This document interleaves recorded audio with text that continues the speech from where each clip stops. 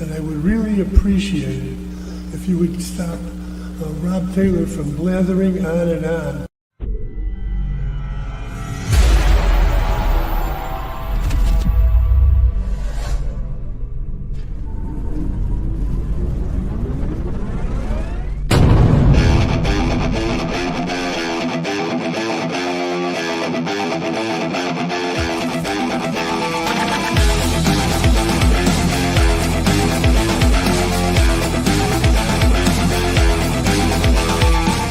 Opinions expressed by talk show hosts, callers, or guests on the Rob Taylor Report do not necessarily represent the opinions of the hosting platform, subsidiaries, sponsors, or possibly anyone else on the planet or the known universe.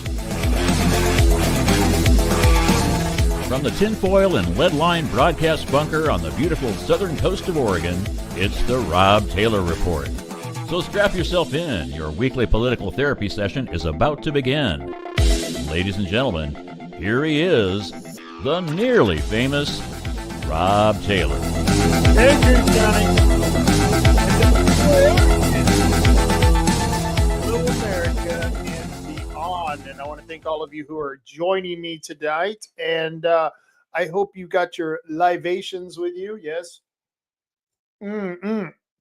Good stuff. I'm drinking Bailey's, so I want to make that clear. And yes, I've been drinking since noon, so it's just been one of those days. So I don't know where this show is going to go, but I've got some really good guests, and you've got to keep up with us. Every time you see Marty drink, you've got to drink. That's the rules of the show. But I want to thank everyone who's tuning in, and I want to thank all those people who are going to tune in later to check out the podcast, because we have such a great time on Friday nights. And joining me right now is one of the usuals, Marty. Marty Kuhrt, how you doing, man? I am doing great, and I'm so surprised that we're having this drink fest on this evening, because it's just a great time to be out and drinking. Because, normally I'm doing Rolling Rock, but I found out that when I was at the store, Stella Artois was on sale for like $6 a 12-pack, and I'm like, okay, yeah, I am a cheap drunk, so let's go ahead and have some of that. What the hell is Stella Artois? What is that stuff, man? Not sure. It's beer. It's beer. It's not like sparkling wine. Are you drinking sparkling wine from a can? No. Okay. That's not one of my things. All right. Well, I just, back in the 80s, when I was young and single and still thinking I was cool, that was the cool thing to have, was those wine coolers around, because all the chicks loved the wine coolers. Remember the day? Oh yeah. I mean, it's like, oh yeah, you're drinking the what was the name of the it was like these two guys that were like, and thanks for drinking our, who were the two guys that had that ad campaign where they were like, we're selling you sparkling drinks, and I can't think of that one. It was always Seagram's. Didn't Seagram's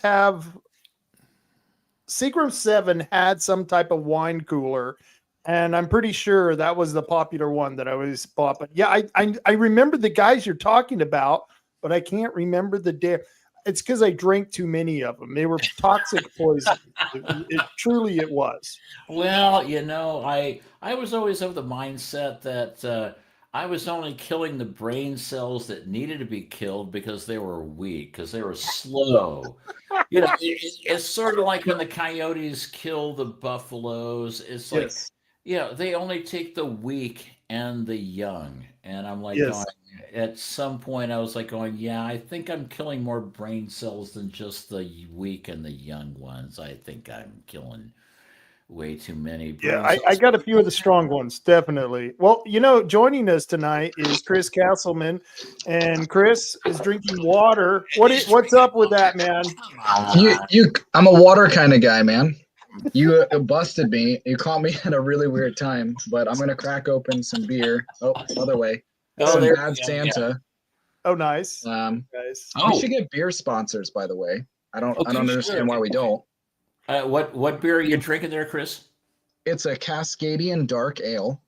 Oh wow, it's a little too strong for me. I'm a lightweight, so we're gonna probably say some things we don't want to. But But that's Kansas good City for, Turkey good by for a what? show. Is that a Pelican Brewing? It is. I really like this company. Yeah.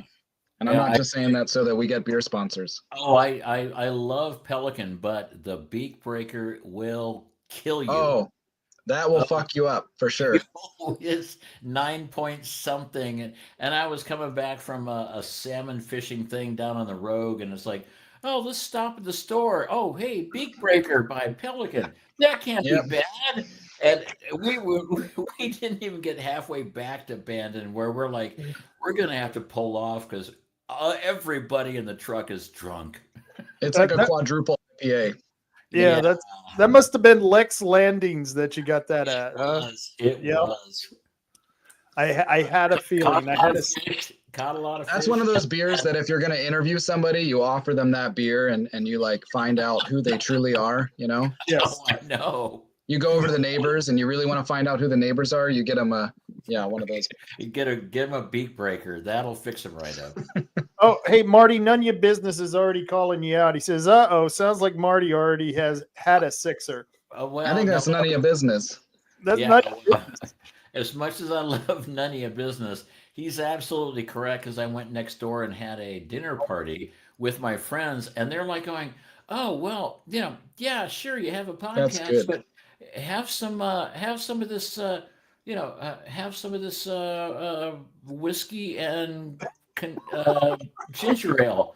I'm like going, okay, I'll have one.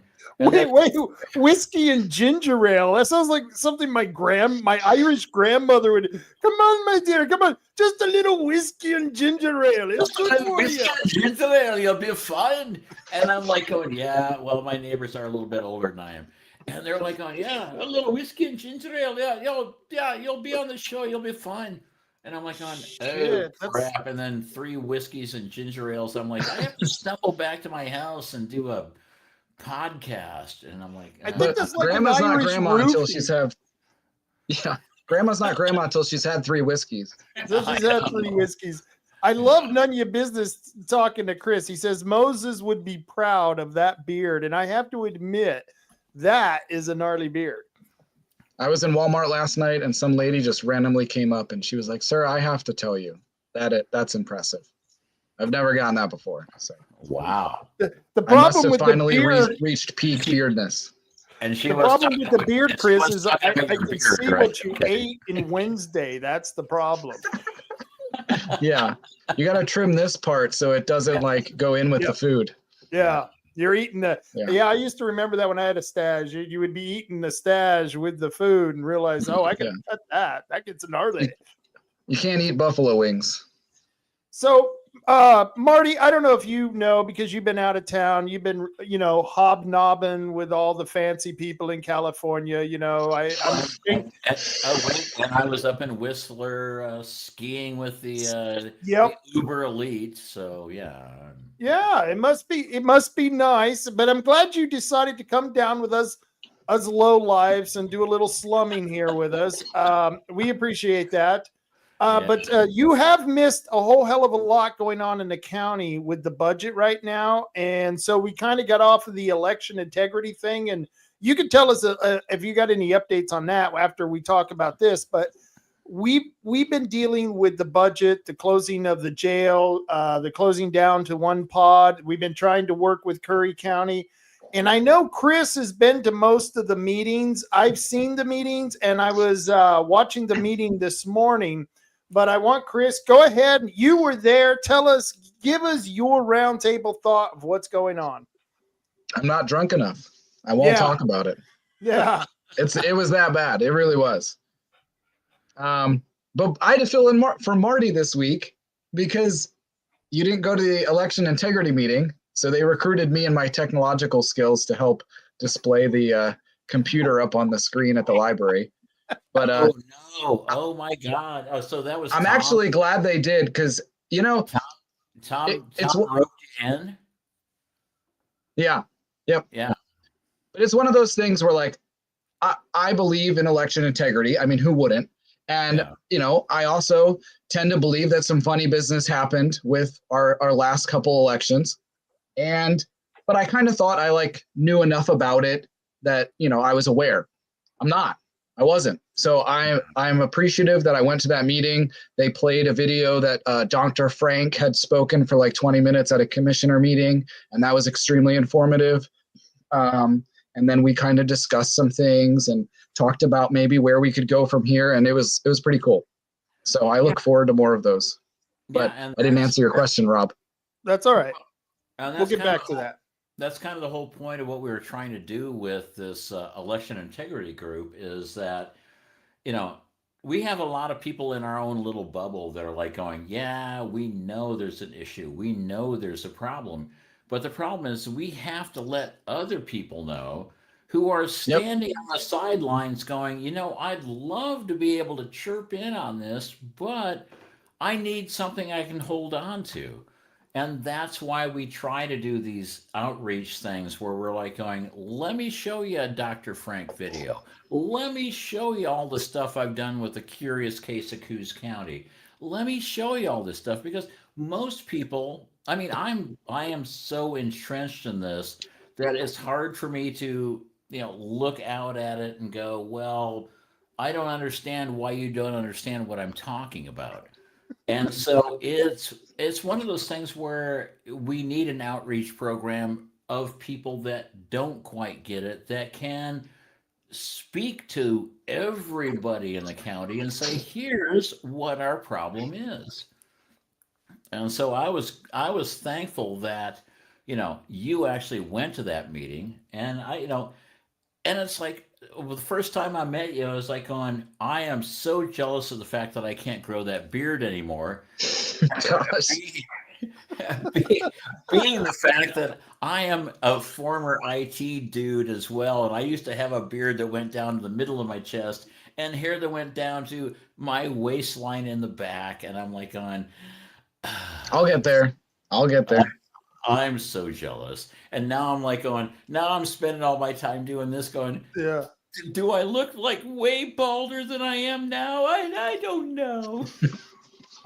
Golly. Oh boy.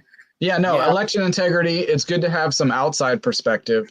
I'm like-minded like you guys, so I get it. I pick up on this stuff.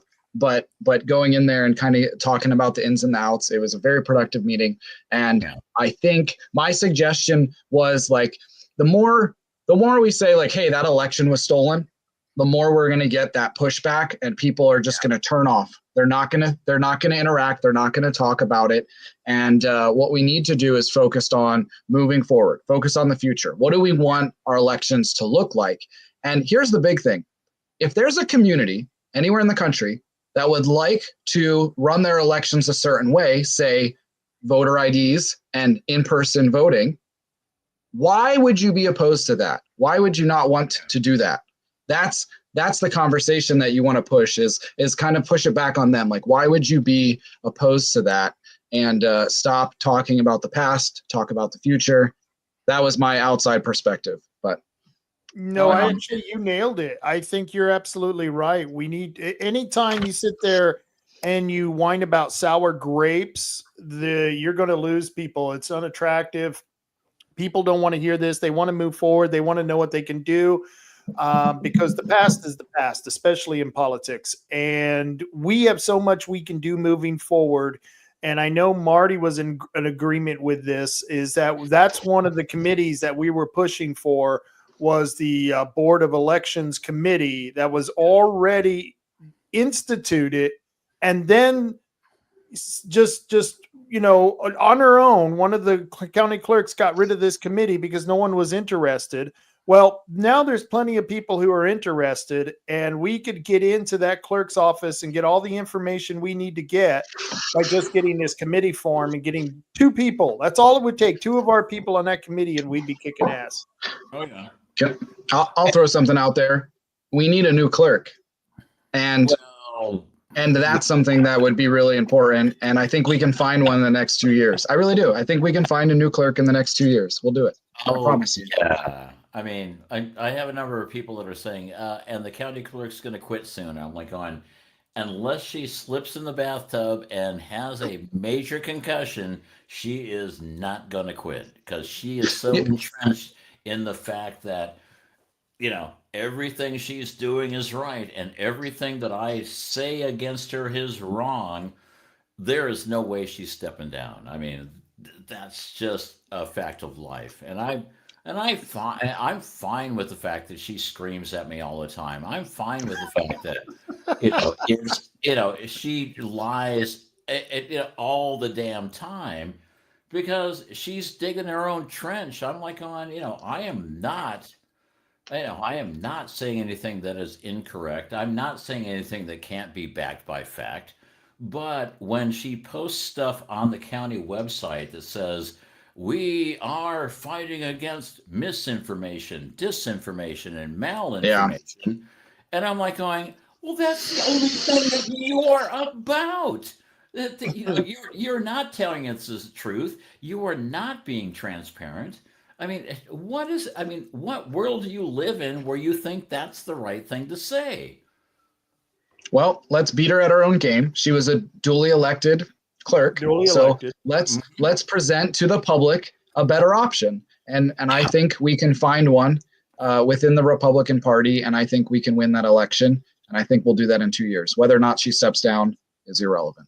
So I was talking to someone, or I received an email or a text. Gosh, we communicate in so many different ways. I can never remember how I get this information. But there was a person who said that you knew about an issue that Brecky had in the last place she had lived. Is this true?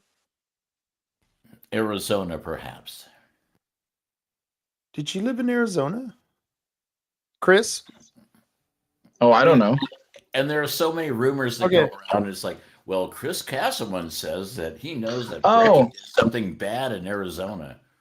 I'm like going, me? Well, no, I'm just saying.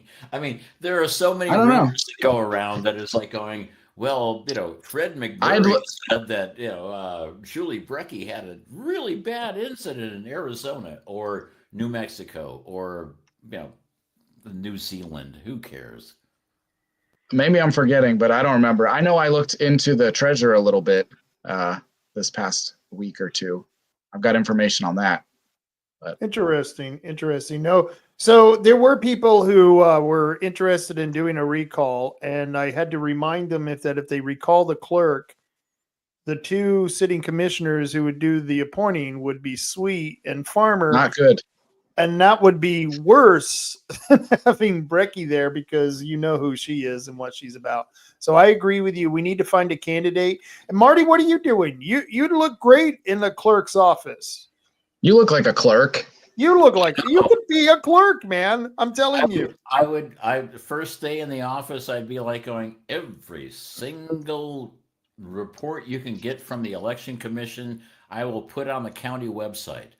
And when somebody asks for any information about the elections, I will put them on the county website.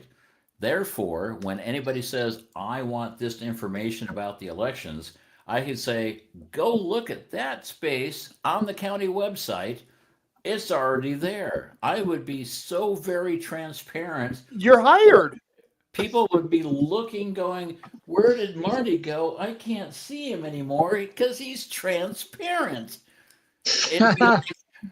No, I mean, it's like, this is not rocket science. I mean, it's like, we don't have a problem with our elections. I mean, clear ballot systems, they're just as bad as any of the voting count systems out there. It has nothing to do with the voting count. It has to do with whose ballots get put into the voting system.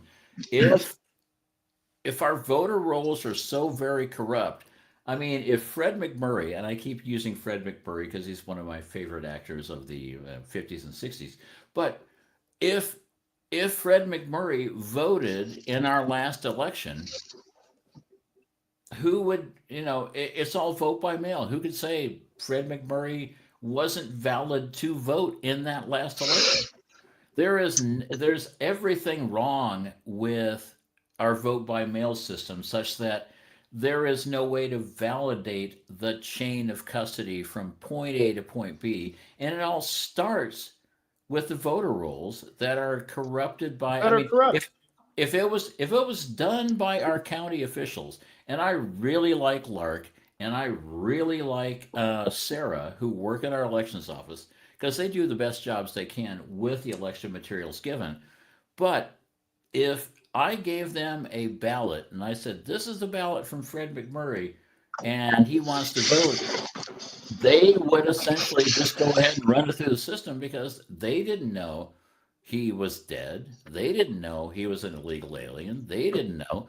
They Right. just essentially are counting ballots, and that's their whole job. They just count ballots. Let me throw out an idea. Okay, go for it. Because we can either run a clerk and get that position taken back to the Republican Party, or and in the meanwhile, we can test the system. We can do stuff as citizens. So like the signature verification stuff, because they say, oh, vote by mail safe. There's signature verifications, blah, blah, blah. What if we had 1,000 people all on board with this idea? And when you vote, screw up your signature as bad as you can. Okay? Test the system. Let's find out how many out of those 1,000 ballots are rejected. Yeah. So there are ways to get around this. There are ways to, now I would expect, like Coos County is like 60% Republican, so we should be able to run a clerk. Yeah. Right. It's probably even more than that. And so we should be able to find in this beautiful county with lots of good citizens, we should be able to find a respectable, qualified clerk and promote them to office. So I think we can do that. But in the meantime, mess up your signatures. Mess up your signatures. Before we leave this topic, because that leads us to a very interesting situation where you have the Republican Party. You're now the vice chair of the Republican Party. He doesn't speak as the vice chair on this show. He's speaking as his own self. And but as someone who's now part of that party, and we're trying to make that party much more functional than what it has been in the last couple of years, I think that right there, the job of finding candidates for the commissioner's position, depending on whether Rod Taylor decides to run or not, and doing the county clerk, getting someone to run for that should be top priority number one. Number one. Yep. And we have an election in May with school boards and different taxing districts, and we're going to run some candidates there. We're going to make some changes. So it's going to be an exciting year. 2 years. It is going to be an exciting year. And anyone out there who's, I put this out on Coos County Neighborhood Watch, so I don't know how many of them are tuning in. But one of the things that I would recommend to anyone out there is that the only way we're going to change this is by having people in key position. But not only that, we got to have people in key position who are strong enough to withstand the pressure they're going to get when they get into office, because we put a lot of good candidates into office and they fold like a cheap chair.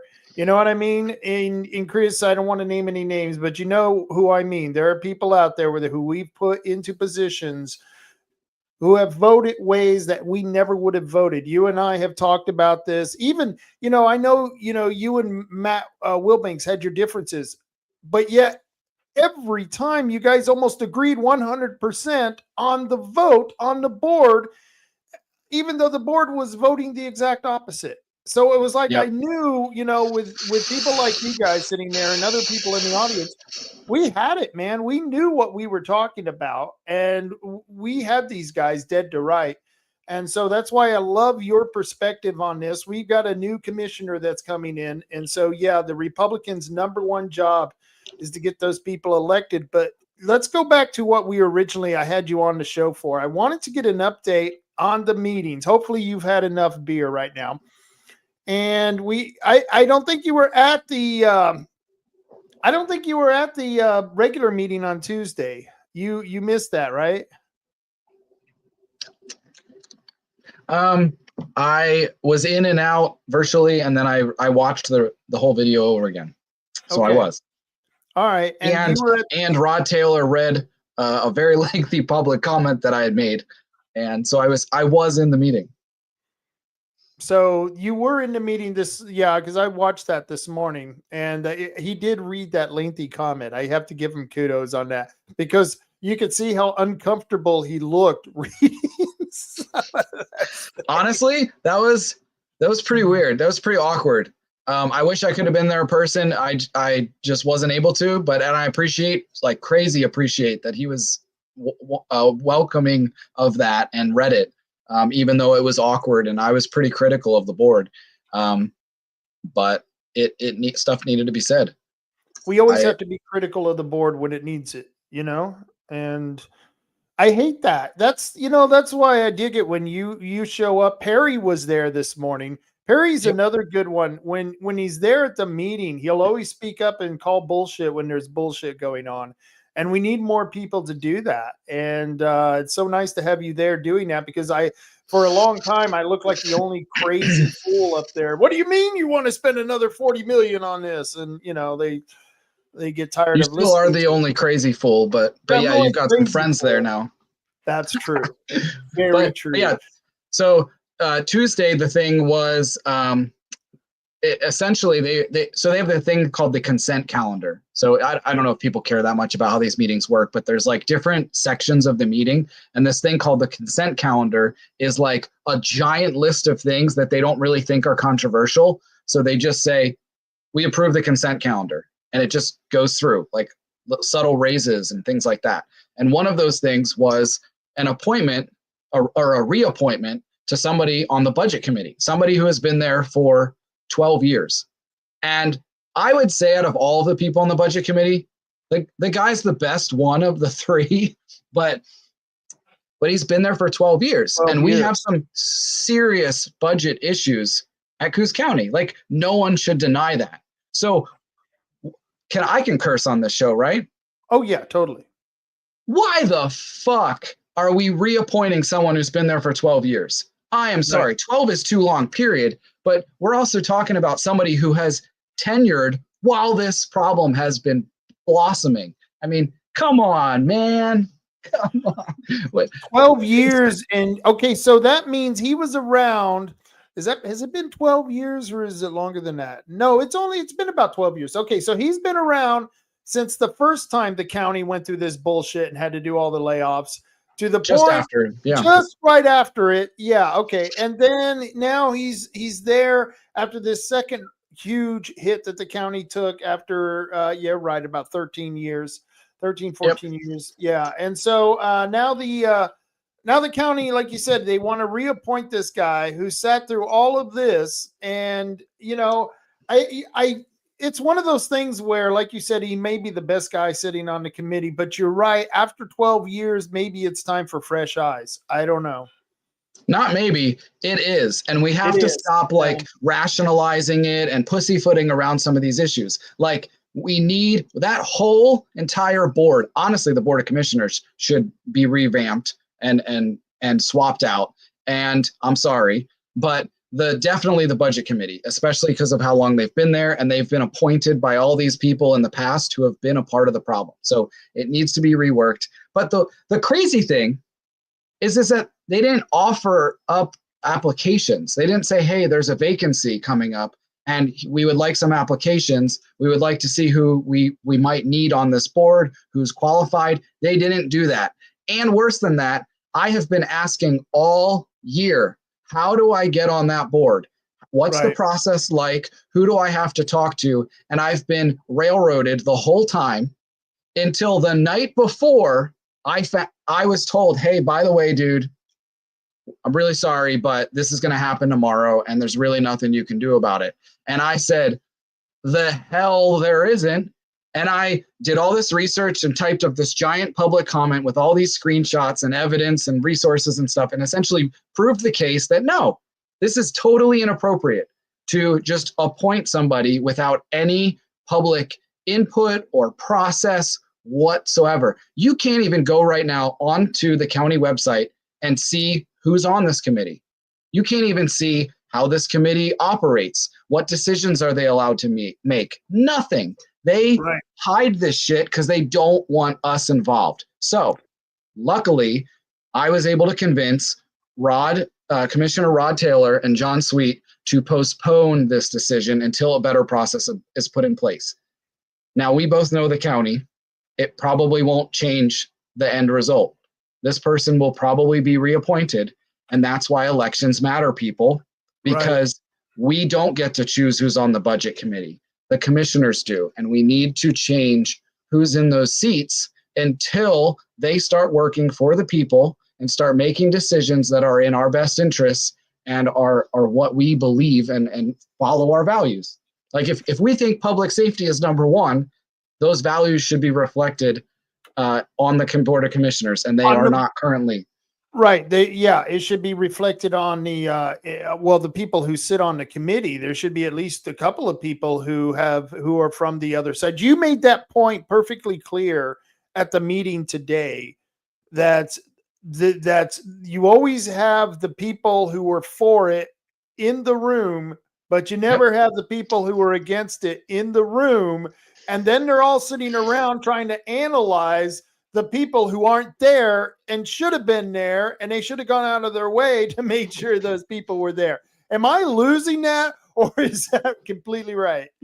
It's dead on. And for people who don't attend these meetings, like what it is so today they had the meeting. It was about, law and order, public safety, trying to fix the budget issues and the crime issues in the county and spitballing ideas, terrible ideas that don't make sense, but we'll get to that. But anyways, you've got this room full of all the county personnel from Coos County, some Coos Bay city cops, some people from Curry County, like all these people that are in they're in the box. Like you have out of the box thinking, this is in the box thinking. These people are within the system. They're part of this problem. And then you've got like poor Perry Holman is the only one, and me online, who are kind of thinking outside the box and saying, hey, we represent the people. So I talked today at the meeting, and one of the things I noted was the levy, the public safety levy, it was 35% yes and 65% no, right? So I said, look around that room right now. Look around the room. How many people in that room are part of that 65% no group? None of them, or very, very few. And that's not representative of the people's will. And they're sitting in that room. They're criticizing us. The people, they voted down the levy. They're idiots. They don't know finances. They don't know government. They don't know how budget works because they're so stupid. And they just don't get it. If only we could like shake them harder, they'll just do what we want them to do. And none of us are in the room. And I will say, the commissioners do a good job of allowing us to kind of voice our concerns if we're there. Like they let me talk a lot, which is I appreciate that. But they don't go out of their way. Do you know how much time and energy and passion I expend just to be able to talk, just to be able to try and have my ideas put out there? And do you know how valuable it would be if I could not waste that energy and time on that and have that pushed into like productive, constructive action? They're wasting valuable resources literally and figuratively in this county. Sorry. That's all right, because people don't understand that when you go to these public meetings and you have something important to say, they give you 3 minutes in most of these shots. And so you're working that 3 minutes out the night before, maybe the day before, all night long in your head. It's rolling through your head. What is the best thing you're going to say? You change it 1,000 times. I'll start with this. No, I'll finish with that. I'll come up with something else. And it's always very difficult when you get to the microphone to spit out the 3 minutes of what you exactly want to say and get that message across without your time going up, and you got to leave. And it's people don't realize that alone takes you 24 hours. You know what I mean? It's like 1 minute left, Rob, you have 1 minute left. 1 minute left. I'm sorry, I went over. I'm sorry, Rob. Your time is up. Wrap it up. I'm sorry, Tom. I'm sorry, Rob. Your time is up. And and I've done the exact same thing. And I'm in the same ballpark where I'm like going, okay, I'm going to the commissioners meeting. I have 3 minutes to speak my piece. I will actually write a script, and I will like going. And I used to work in radio, and I used to do TV, and I used to do all this stuff. And I'm like going, I can do a 3 minute script that will kill. I will do this. And then I get there and I'm like going, I start talking, and then there's people in the audience that are like yelling at me and doing things, and I lose my place, and I'm like going, oh man, I had the killer script and it didn't work out well. And it's like, but that's the whole thing. I mean, it's like it's a public forum, but the problem is the other side is very good at organizing people to show up and say bad things about us. We're gonna And change that. We're going to change that real quick. yeah, and We so need to. I've been working on, working on the grassroots efforts where it's like, let's get way more people that are going to be working on our side of the equation so that we can get our voices heard. Because it's, as Chris was saying, it's like, well, you know, he had a lot of valid points, but didn't have a lot of time to say them, and a lot of people were yelling him down. And I'm like going, well, join the club, pal. And of course, Rob starts his show with the guy going, I wish the commissioners could keep Rob Taylor from speaking at these events. Hey, that's how we started the show. Yeah. And I'm like, Hey, I'm going to interview that- that guy. yeah. Oh gosh, that comment that just came in. Can you throw that on the screen? Yeah.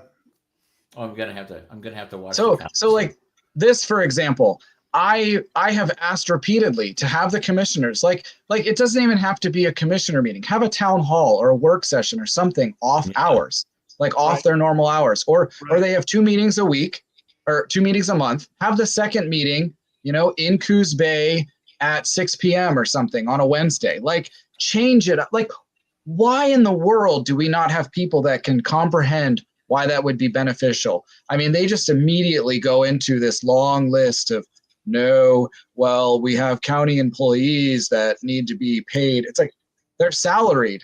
They're not hourly, or they're not going to get overtime for coming to Coos Bay, and half of them live in Coos Bay. So and it's Don't crazy. make it mandatory. You can make a meeting where you don't have to have those people there and make it mandatory. Or join virtually. Well, and exactly. Join virtually, or most of those people are getting paid either way. So it's like, show up at the commissioners meeting, or show up virtually, or don't show up at all. I mean, the whole point is you're getting paid for your time. And, if you have to show up at 6 p.m. because that's where everybody else wants to show up at, then be part of that. Or if you don't, then phone it in. It's simpler than that. It's either you care about engaging with your community or you don't. We don't have people that care enough to do that. They want, some of them, like Joe Benetti has like meetings at the library, or like walks with the mayors. And like, I've come to actually like and appreciate Joe, and we get along now, but like, come on, man, like, you're not actually trying to engage with the public and listen to their concerns. You're trying to give the impression that you give a shit. And until you start giving a shit, we're never actually going to get along. And the way you can tell that your representatives give a shit is that during the small stuff that most people don't catch, things like DEI training, things with certain low, language in it, things that, a lot of commissioners, a lot of city councilors, they just let pass because it's just the most expedient thing to do in politics. They just let it go. You can tell when there's good people, when they actually stop and make a point about these things that are in our literature. They talk about the things that are being asked of them. I know Mary Gedry asked the county commissioners about doing the same thing that North Bend did with the DEI. I call it a loyalty oath. It's an affidavit that the city wants businesses to sign. And they actually went ahead and passed it at another meeting. And Chris, you know something about this. Didn't you just send me something about it? Didn't you? I don't know.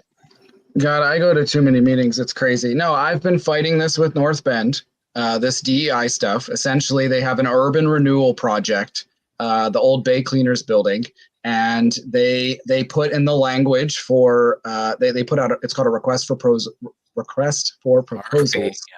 Yep. To get somebody to lease the building.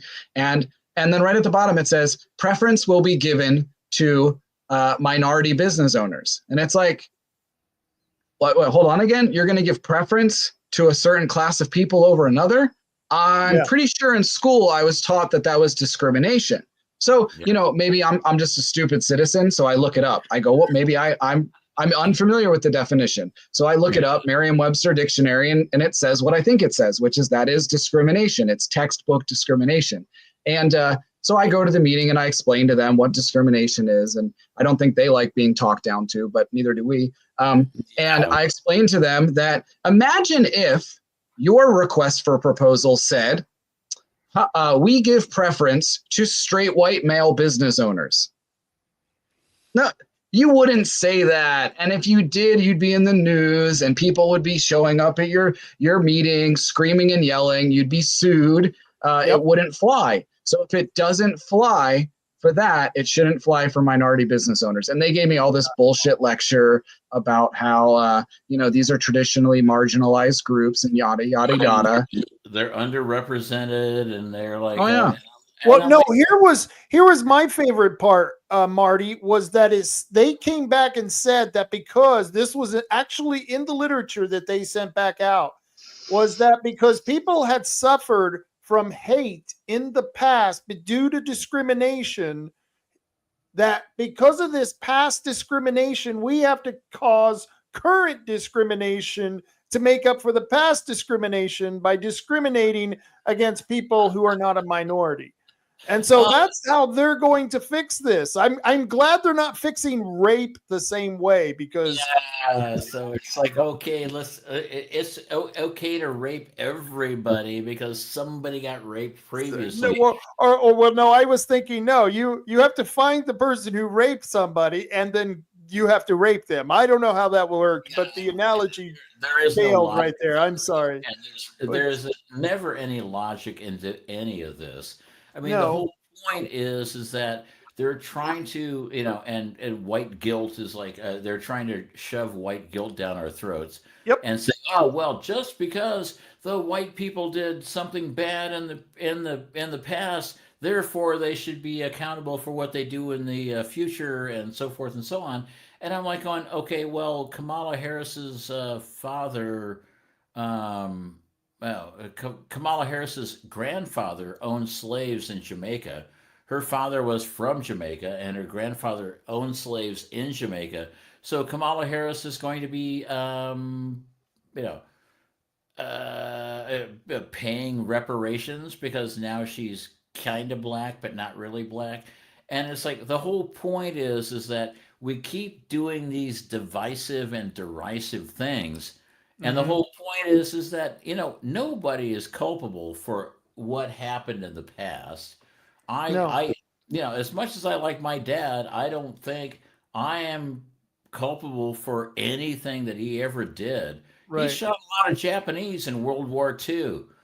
He was in the Aleutian Islands. He flew PBY Catalinas and saved a lot lot people.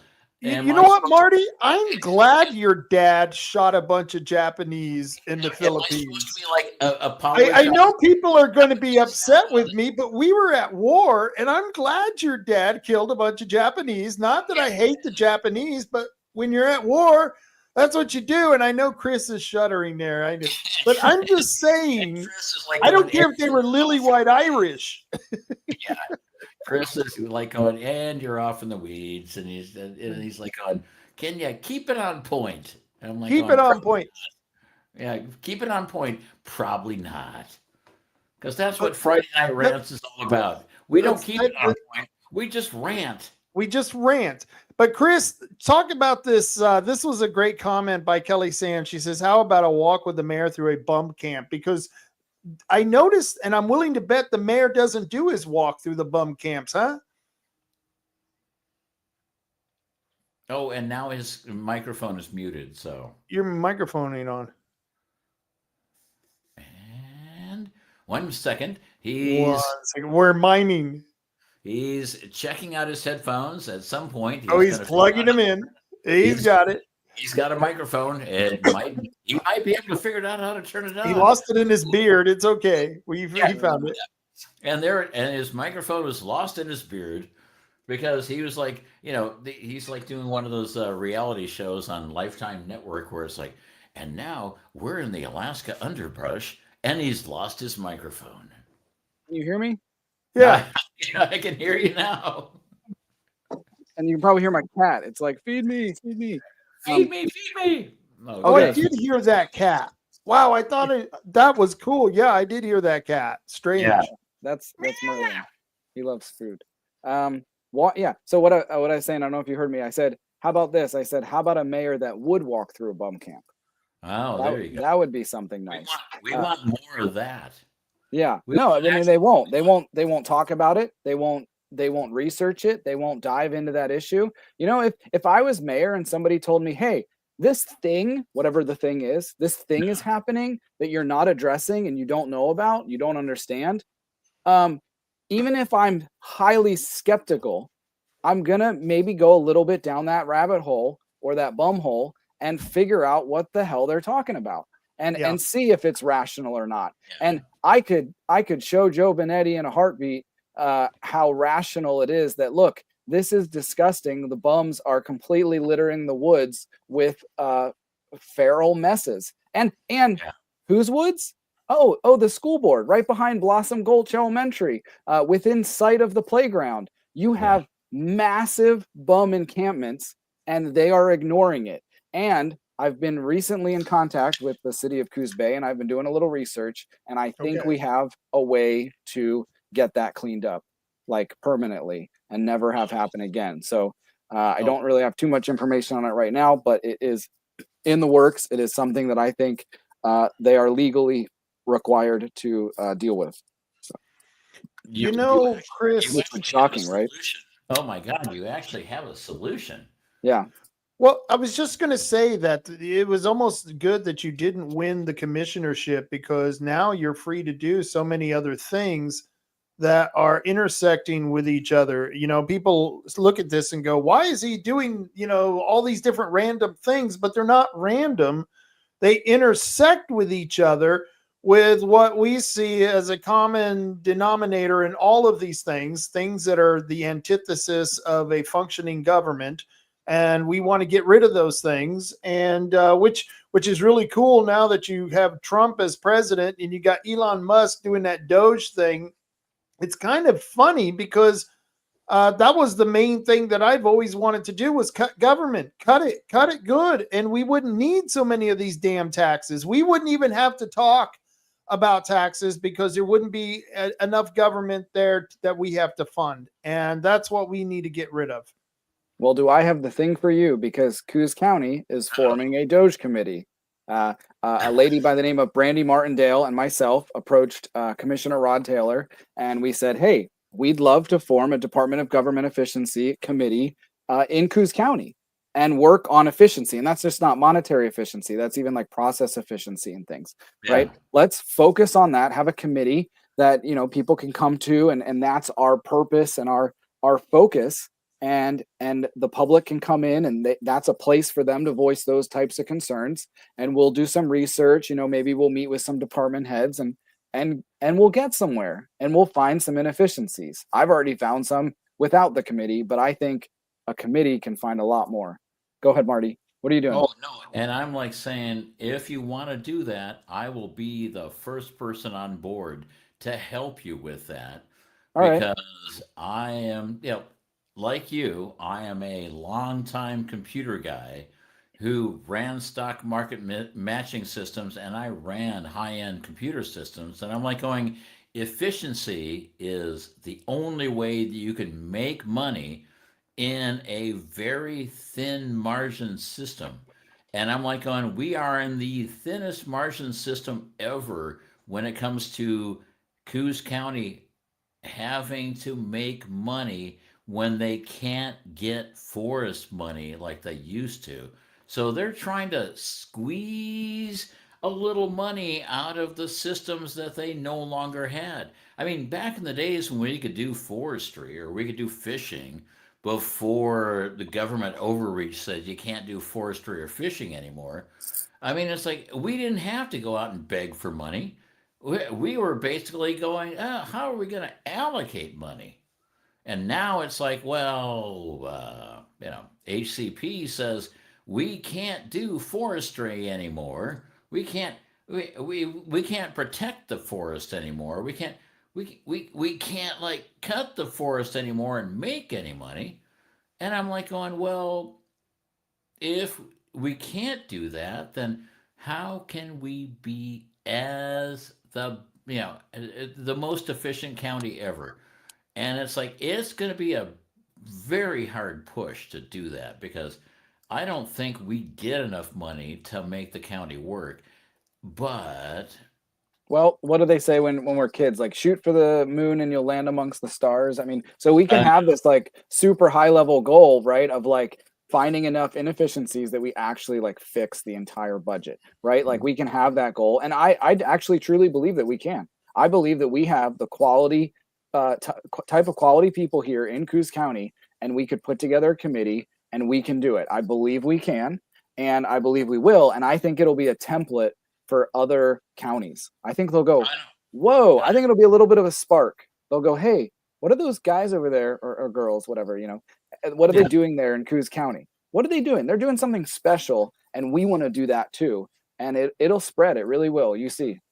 And we've actually had that happen when we said, we really don't want those windmills off our coast.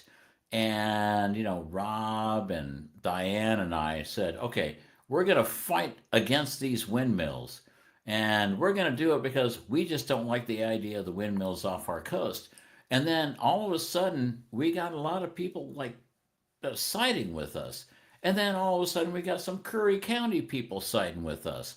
And then we got a ballot measure. And then we got 2 ballot measures. And what do you know? All of a sudden, there was this, there was the one thing that everybody could get behind, which was we don't want wind turbines off our coast, and we got a ballot measure. And it was like, okay, I didn't think that was ever going to happen. Well, and oddly enough, it did. Good thing it did. Good thing it did. But and I was just trying to address Chris's point where it was like, if you don't think it can happen, I'm saying it did happen, and it did happen recently. So we can actually make this happen. And so I'm going to put in. Okay. I got a third opinion here. I personally voted to have them cut the jail. I voted for them to fire the deputies, and I have no problem with that. I think the justice system is so flawed in Oregon, it's not going to make a difference. So I am on that perspective. I pretty much got what I want. And it's not that I wanted to fire people or lay people off. It's the last thing I wanted. In a perfect world, we would have the optimal amount of sheriff's deputies and law enforcement out there, a judicial system that works, but we don't have it. And it's not because we don't give them enough money. It's because they've broken the justice system from the top down. And we're not going to be able to fix it here by throwing money at it. And so I got what I want. So I'm kind of in that other area of what I believe that people are missing is that, and this is why I get mad, Chris, when the commissioners blame you for that last election, saying that the people didn't understand. Well, no, I've talked to a lot of people, and a lot of people, we just didn't care because we're tired of paying for shit and not getting anything for the money we pay. We pay for a lot of stuff, man, and we're not getting the services that we pay for. No, and I struggle with that too. Like I'm super in support of like criminal law enforcement, right? Like, I mean, we want our communities to be free of crime, but then again, on the flip side of that, so like I'm like, for instance, we have like 6 DAs at the time, like 6 prosecutors at the moment, but we were budgeted for like 9, and they're like trying to get to 9, and I go, hold on, has anyone ever asked the question of like how many do we actually need? And it turns out we, like, based on other counties in the state, we actually need like 16 based on the amount of crime we have. Oh, I know, yeah. So like they're so far off the mark, and we have like 6. Yeah. Yeah. I mean, when Anyways, I so saw the okay, so like the I'm supporting more prosecutors. I'm supporting that concept. Go ahead. Oh no, I'm Anyway, sorry. so I'm supporting that concept of right, like having more prosecutors, and I'm trying to get them funded. I'm trying to find solutions. I'm trying to find ways to get them more funds to hire more prosecutors so we can move these people who have pending cases through the system. But then again, I see the other week we've elected a new DA. So the Yeah. old and it was from within one of those prosecutors. And what most people don't understand is the DA position, the elected DA position, is funded by the state. Their paycheck is paid by the state, but the rest of the DA's office, the prosecutors, is paid by the county, right? So we lost our DA, the highest level, and we replaced it with someone on the county payroll, so that we freed up that salary, that money, in our county budget. That's a good thing, right? Well, what did they do? They bumped everybody up within that office. They moved everybody up the ladder and moved their salaries up and blew all the money.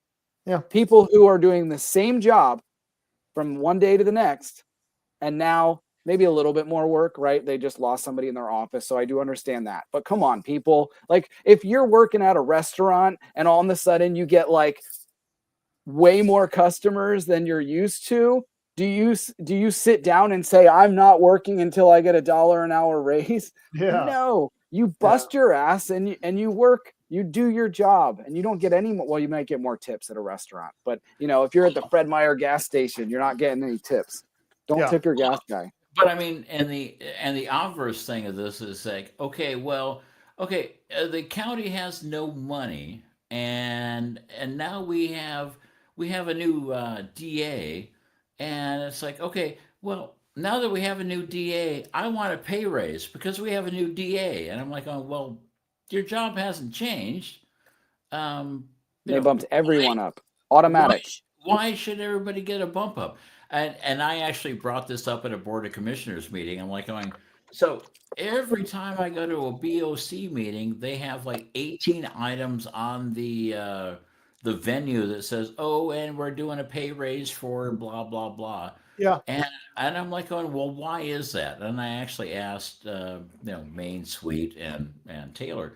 I said, why is that? And they said, it's union. There's nothing we can do about it. And I said, yeah, there's something you can do about that. Oh, the union is threatening them. No, behind the scenes, the union is threatening them. Chris, explain that. Hold on. Let Chris explain that. Explain that, Chris. I don't want to get into the unions. That's stupid. I mean, they shouldn't have a union for those public positions. That's crazy. But I was gonna remark on. And I was gonna say, excuse me, but unions are for people that work in industries where you're gonna get ripped off. If you're running a government, and the government are the people that make the laws, shouldn't the lawmakers be the people that decide what the unions are going to say? So, therefore, if you're working for the government, why do you need a union? Well, I got bad news for the county and a lot of other governments, because all of our employees, all of our government employees, they're on PERS, the Public Employee Retirement System. And that system requires that they get 8%, or I think they lowered that to 6.9 or 6.7% maybe. I'm sorry. But they get a required 6.7% return no matter what the market's doing. And I guess the market is taking a crap because a lot of the return they were supposed to get, and that guaranteed 6.7 or 6.9, whichever it is now, they didn't get that. And so the taxpayers have to cover that, and the cities and the counties will have to pay for the individual employee who didn't get the required money from their retirement system. Yeah. So your PERS system is supposed to give you an 8 or something percent return on your investment. It was 8. Yeah. And I'm like going, I used to run stock market matching systems. I used to run stock market systems. I used to work for Morgan Stanley. And I'm like going, There is absolutely no way you can tell me there's any way I can get a guaranteed 8% return on investment, period. That's just not, you know, that's not what happens in the market. To say that our government employees must get an 8% return on their investment is insane. Oh, it's a sucker bet for the Oh, state. I They're know. And idiots. I'm like going, well, I mean, unless of course they're doing the Pelosi bet, where it's like, oh, well, if you're doing the Pelosi or the, I looked into how much return Wyden has gotten on his investments.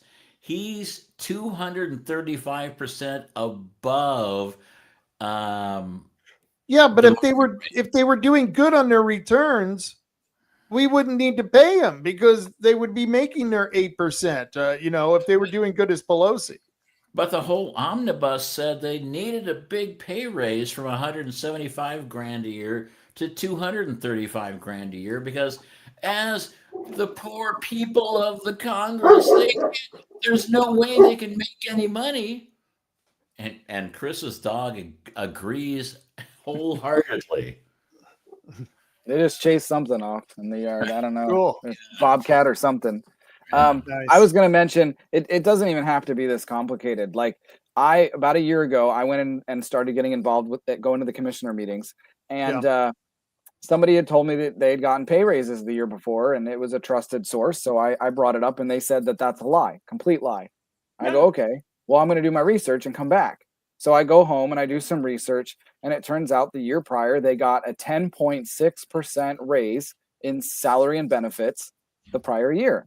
So I come back to the meeting and I explain that, and they still call me a liar. I mean, that should be like illegal. Immediately grounds like, sheriff, lock this guy up, take him out of here. You can't do that.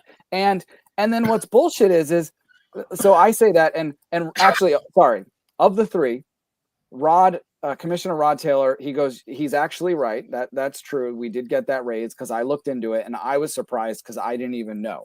So I was like, you didn't even know you got this raise? But putting all that aside, I said, right, but you guys can, you're in a budget crisis. You just found out about this today, apparently. You can vote to remove that raise and go back to your original salary.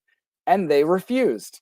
And further than that, they claimed that they couldn't do that it's actually the compensation committee or something that actually sets their salaries.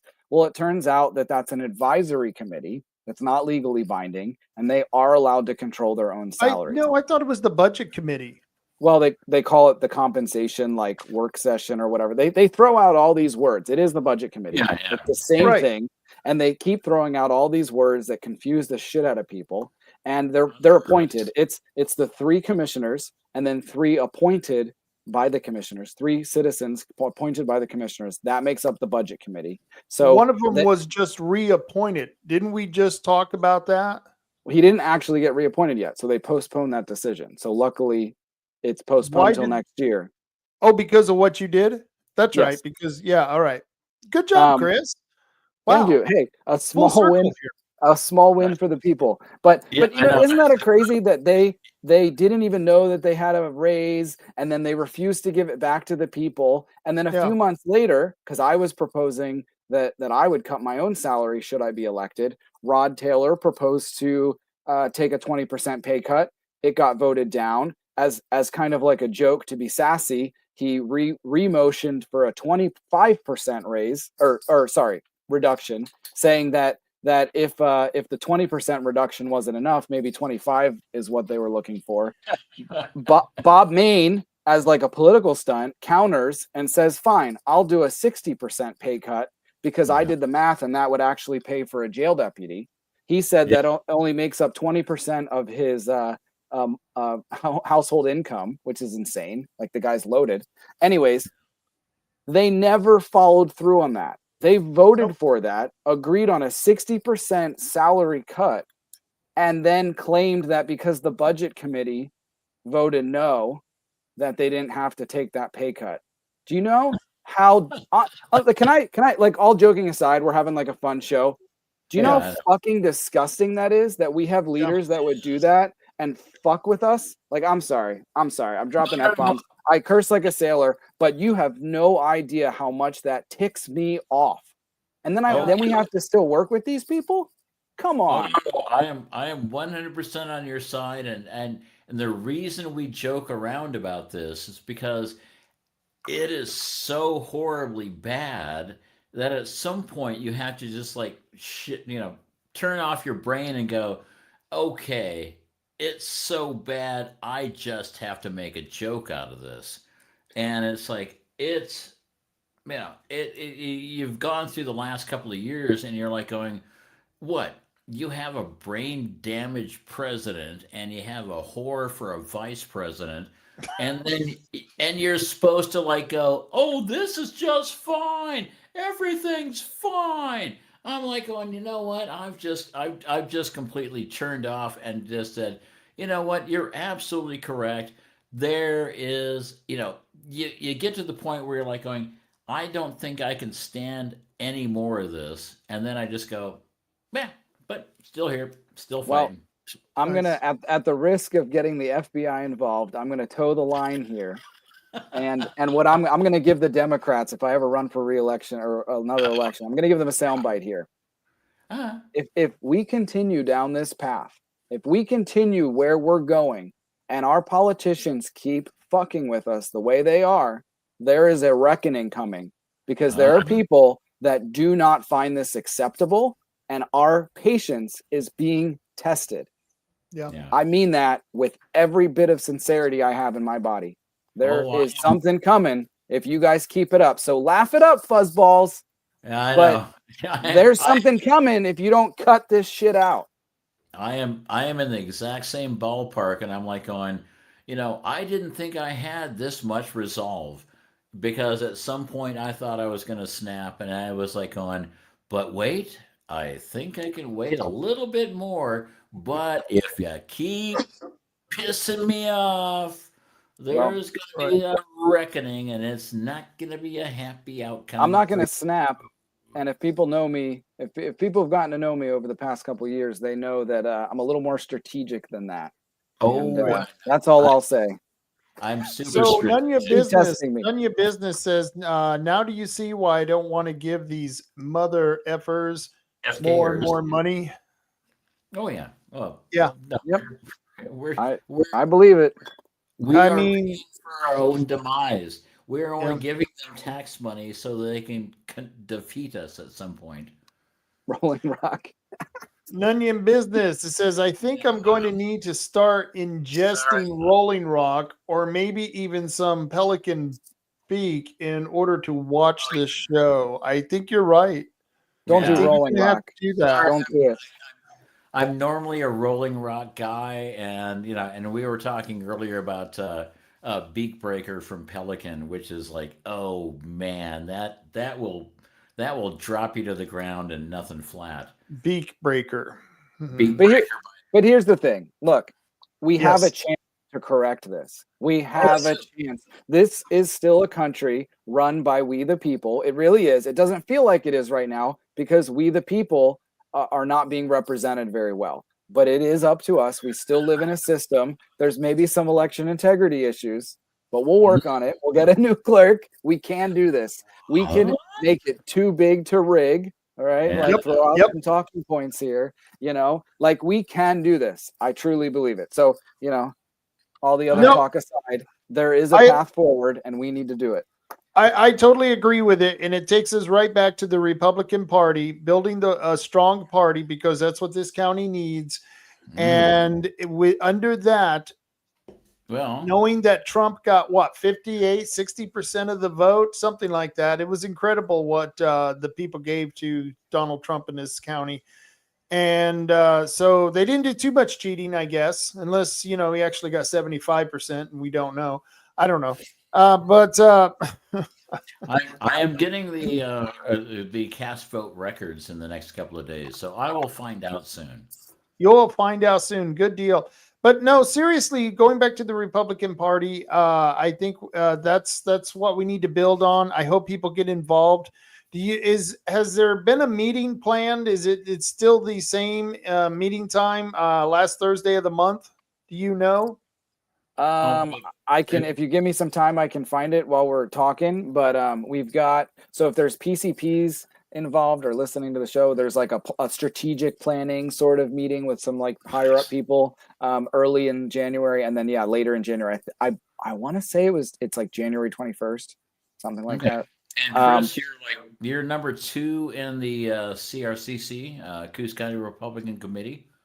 I am. It's like there's a big gap between 1 and 2. Like a lot of the responsibilities are a number 1. Like if you're the chair, you get to run the show. So Michael Brainard, we're going to put a lot of faith in him to kind of move us in a different direction. Yeah.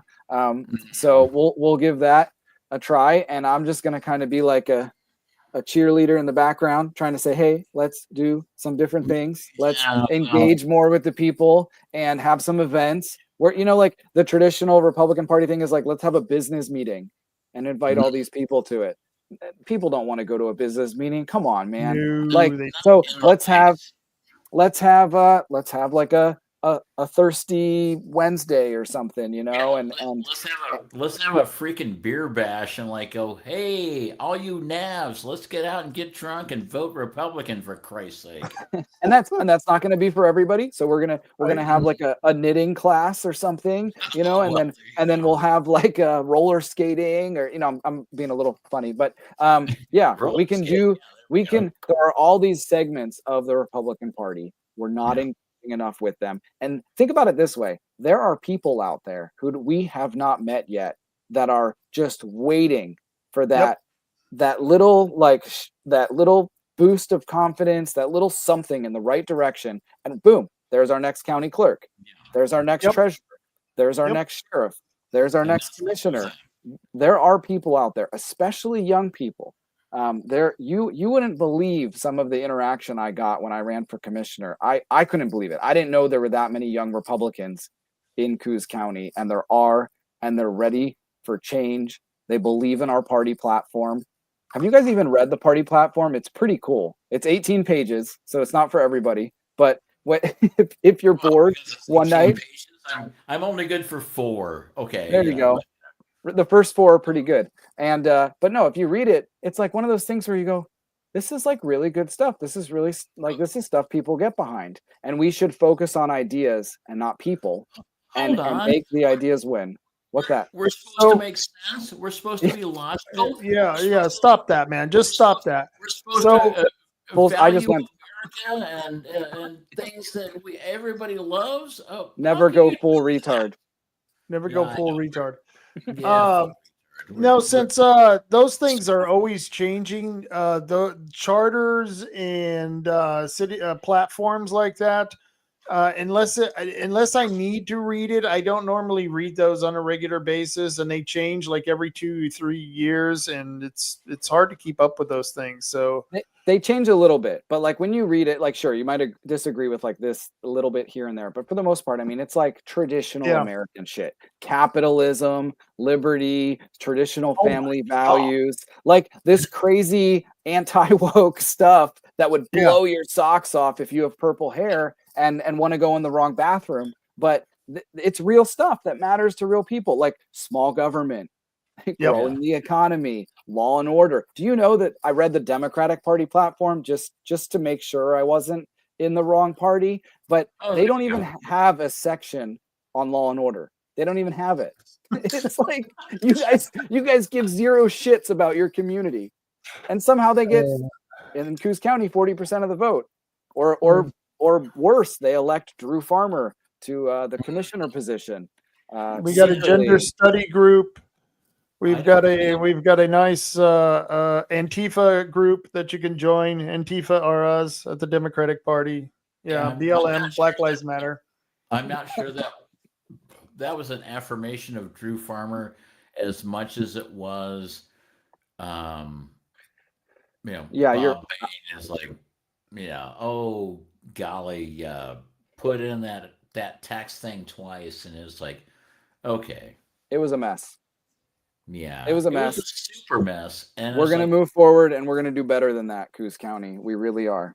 Oh yeah, and we certainly can, and I'm certainly going to be working as much as I can for that. Or this way, you extremist. You I know. extremists. Yeah, well, yeah. He looks like John the Baptist in the desert. Who is he? Who is this extremist baptizing these people? I accept the title of extremist. I mean, if I'm not pissing people off, I'm probably not doing enough. No. I know. I mean, I was just like, the other day somebody was like, I was at the Cause of America Oregon call, and somebody said, "Well, what's your biggest win?" And I said, "Well, I had the county clerk of Coos County like screaming at me through the window because I was giving disinformation to people standing in line, and there was like 5 people standing in line that didn't get ballots because the USPS lost 950 ballots." And and I was talking to those people standing in line because I was going to the elections office to hand in my ballot because I didn't trust the ballot drop box in Banton. So I walked in, and these 8 people were standing around, and I was like going, "Well, I don't want to cut in line. Uh, uh, I'm just trying to hand in a ballot." And these 5 guys were like going, "Well, I never got a ballot." I'm like, "Oh crap! I'm sorry. I should have brought my laptop. I could have told you exactly where they sent your ballot." And as I said that, Julie Brecky ran up to the bulletproof glass window in the elections office and said, "Marty, you can't be saying this disinformation to these people standing in the hallway. Why are you here?" I wish I would have had that on film. I know. I wish I would have had that recorded. And for people that don't know, she actually sounds exactly like that. That was a spot on impression. I was doing my best Julie Brecky there. She doesn't. But no, you're like, we can't even have these conversations in public. You're right. Like I gave it was a Drew Farmer and me debate for the League of Women Voters back in the spring. God. And they asked me about election integrity. The undertow. Undertow. But they asked me about election integrity, and I just said, look, this is what I'll say. I grew up in Pennsylvania, and when I went to college, when you normally vote, you'd go to the precinct, you'd vote in person, you'd show ID. But when I went to college, I applied for an absentee ballot. It's an application, and you have to explain like why you would be doing this, because it's an odd thing to do. And then I got accepted and approved, and I voted by mail. And then when I went back to Pennsylvania, you vote in person. Yeah. And I just said, like, that's an important way to do it. Like, we should be doing it that way. Absentee ballots or mail-in ballots should only be an exception in rare cases. And then I said, and what I'll back that up with is a story from California. So I owned a restaurant in California, and one of my employees was a landlord. She had a tenant. Her tenant stole her ballot. Her tenant voted for her, and she verified this. And they're opposed. Like, she's liberal, he's conservative. He stole her ballot and voted for Trump, and that's very bad. Don't do that. And she was very mad about it. But the point is that happens, and her ballot was accepted. He doesn't know her signature. Her ballot was accepted, and that vote counted. And I tell this story. I'm not lying. I'm not making this up. It's a real story. I got ambushed after the meeting. Almost every single one of those legal women voters, ladies, came up to me, ambushed me, and cornered me. And that's wrong. That absolutely did not happen. Like, not saying that mail-in vote. They're not even saying mail-in voting is safe and it's the best. They didn't even say that. They approached me and said, "You're lying. That did not happen." They don't know anything about my situation or my story, and they tell me I'm lying. That's crazy. The League of Women Whiners. Yes, you got to be careful. You got to be careful with them, Chris. Yes, they will corner you. And but don't. If they get a little alcohol in them, don't worry, because you might get your ass pinched. It's really weird. And that's the thing that I always thought was funny. It was like, people are like saying, "Well, you're lying," and I'm like going, You're saying I'm lying about an experience that I personally had that you had no involvement in, and somehow I'm lying about something that happened to me and not to you. And I'm like, it's like, there's absolutely no way they could have been in the position I was in. And I was like, you're lying about the fact that you got your dick snapped, smacked by it. I'm like, how does that work? How can you lie about It, something that I it's had essentially happen like to me? when I see them, oh, you're lying. I just picture like monkeys throwing shit in the zoo, like just total it just stupidity. Like I Yeah, don't know what I'm doing, so I'm just yeah. gonna throw shit at you through the bars. Well, All my favorite is the more sophisticated way of saying you're lying, is they look at you and they'll just say you don't understand. You Yeah. just don't understand, and you're too, and that means you're just too fucking stupid. And that's the other one I love getting from politicians, is that if we were just as smart as they were, we would be able to comprehend why they make all these bad choices. And I'm tired of listening to those type of excuses, because I understand clearly. I don't know what happens to a lot of people when they get into office, and I know that if there were people I have supported, and I believe Todd Vaughn, and I think you two guys, knowing Todd Vaughn, I I'm think a you would believe that that guy would go into office and actually do all the things he said he was going to do. He's not a politician, and that's what made Todd Vaughn great. He was perfect for the job. Well, and that's one of the things I really like about Trump is that Trump is not a politician. Politicians are a dime, dime a dozen. But people that have leadership capabilities are few and far between. And this guy is a leader. And I'm like, going, this guy is going to lead us back into the light and take us out of the darkness and make sure that the swamp is going to pay for their freaking crimes. And No, that's what I'm hoping for. no, I just don't believe that. But Oh, okay. Well, if the well, best we can, if the best we can get is they actually go in and cut some government, I'll be happy. But it doesn't seem like anybody ever faces their crime in Washington. You know what I mean? We just, every yeah, time you know what might I mean? might Unless be a dawn of a new day of people, it could having to, be, uh, unless you're a J6er, you're not going to go to jail and get convicted. It's just not oh, happening. I love the fact that a lot of people are showing up at commissioners' meetings going, Rod Taylor should go to jail for having gone to the J6 stuff. If you were a constitutionalist sheriff, you should arrest him now. I'm like, going, if you actually understood the Constitution, you'd be like, applauding Rod Taylor for going and This little thing exercising called his freedom of speech. constitutional rights. Yeah. Freedom of speech, freedom of assembly, all that whole constitutional thing. That was one of Right. my first commissioners meeting. Do you remember? I stood up right Yeah. after that guy and made comment. Do you remember what it was? Oh, No. exactly. I didn't even really know Rod Taylor, and I didn't know the politics of all of it, but I was like, you're gonna arrest somebody? Like Rod didn't run into the Capitol and break windows and beat up police officers. He was just at the rally, and anyways, so I just said, like, he's just that you're allowed to petition your government for the redress of grievances. You're allowed to do that. And you're not given permission by the government. You have that God-given right, and the government is supposed to protect that God-given right. But anyways, I stood up and I said a little bit of that, and then I just said, if there is ever a situation where someone is trying to arrest an elected official for over freedom of speech, over addressing anything they want, really, and he's saying anything they want, they can do it over my dead body. And it was like, they were like, what? Like, is he serious? Yeah. I meant it. Like, are you crazy? Like, Yeah. that would be such a good news clip. Me wrestling with Gabe Fabrizio and while they're trying to carry Rod Taylor out. I mean, I'm game.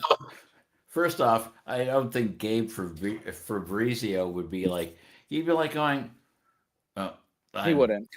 I'm too busy doing the psyops here to get involved, and I'm like going. Uh, Well, at what point are you doing the psyops to help us in Coos County? I mean, I realize that you're like the understated sheriff, but oh my I got to give God, props to Gabe because Bob Main asked him to arrest me at like one of Bob's last meetings, and he just sat there and didn't do anything.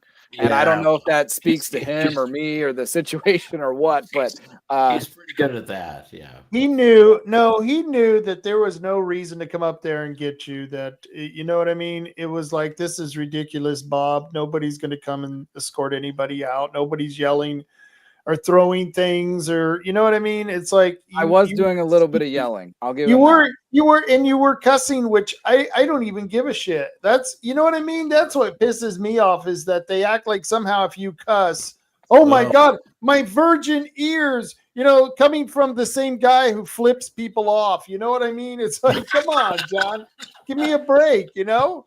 Well, he was censored for that. These are the same people who call me Rob fucking Taylor. I mean, you know, this is, I wonder if you've gotten that name yet, because that's what they used to call everyone who were troublemakers. You were Don fucking Chance, Rob fucking Taylor. You must be Chris fucking Castleman. I'm just willing to bet. I don't know. I don't think they mentioned me. It's like Lord Voldemort and Harry Potter. They're like, he who must not be named. If you utter his name, he'll show up and he'll come to your meeting and give more public comment. And I mean, seriously, I think they're like, please, man, go away, leave us alone.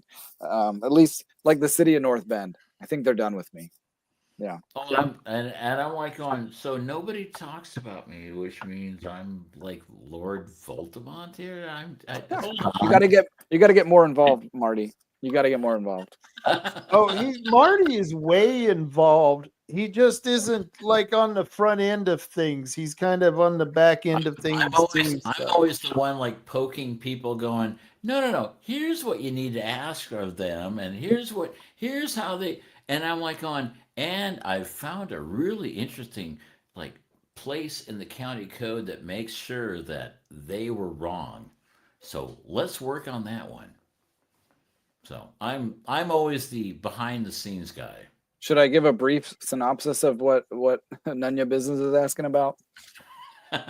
Sure, go for it. I wish I had the video. Last time I tried to play a YouTube, it didn't work. Like the audio didn't work or whatever. But no, it was after all the budget stuff. They cut the jail. They said they wouldn't. So I laid into them. You know, they said, we support law enforcement on repeat. Bob's been in there for 15 years. John Sweet's been in there for 12 years, and on repeat that, law enforcement is number one. Public safety is a high priority. And then they defund the police. And I know, Rob, you said your piece earlier about it, but it's about your word. All we have is our word. That's all we have, you know? And I agree with you on that. No, Chris, I agree with you on that 100%. That's my whole problem, is it's how you voted after what you promised. And if you don't deliver, don't expect me to hold your lunch for you, man. I'm not going to do it. So given that, I told him, I read the First Amendment because I knew it was coming. And I said, I'm going to say some things you don't want to hear. And it's a long time coming. And I read John Sweet had posted like a big paragraph about law enforcement when he ran for commissioner a couple years ago, and how he was going to better the law enforcement presence in Coos County. And I read it to him, and I said, what the hell happened, man? Like, you have utterly failed as a leader. And that's not like an opinion. Yeah. It's a proven fact at this point. And, you know, so I laid into him, and to give John credit, he let me give it to him. He sat there. He didn't interrupt me. He took it like a man, and he was reprimanded and told that he needs to resign. And you can watch the video. It's on YouTube somewhere. It was at the end of a meeting. But anyway, so then I said, okay. And now, Bob, it's your turn. And I started getting into Bob, and I brought up the salary thing. And the moment I started talking about Bob's salary and how he voted to reduce his salary by 60%. The moment I brought that up, he told me my time was up and I need to sit down. And it's like, There's never been a timer at these commissioner meetings. I mean, Right. they've let me talk for 15 minutes before. There's no Yeah. consistent process there. But all of a sudden, you talk about Bob's salary, and now there's a process. There's a timer, and it's expired, and you're done talking. So I said, no, sir. I'm going to stand here, and I'm going to say some things you don't want to hear. And I went into it, and apparently that's grounds for being arrested. I don't know how, but he wanted the sheriff to escort this man out of the building, physically remove him from the building. I don't know. I was waiting to watch that. I was going to videotape that. I was, all, wow, this could be really cool. And then, you could call the ACLU or whoever the hell, takes cases like that. But luckily, it it really didn't get that far.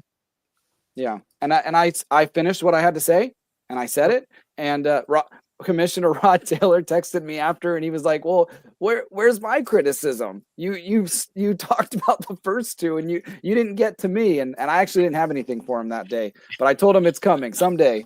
And but ironically, and unfortunately, the next meeting, Bob did the same thing to our assessor and our DA. They're elected officials. Come on, man. And he told them to sit down, and he got into a big argument. He started out by telling the DA, they were arguing about something, and he just goes, and Paul, if you had been here at the last meeting, you would have known that.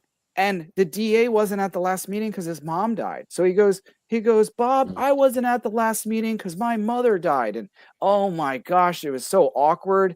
And Bob laughed. He started laughing like one of those awkward, like, I don't know what to do laughs. And man, it was weird. He told him to sit down, and the DA refused. And I mean, just a Was mess. this on video? Yep. It's 100% on video. If you want to, am I able to? Meeting is on video, so yeah.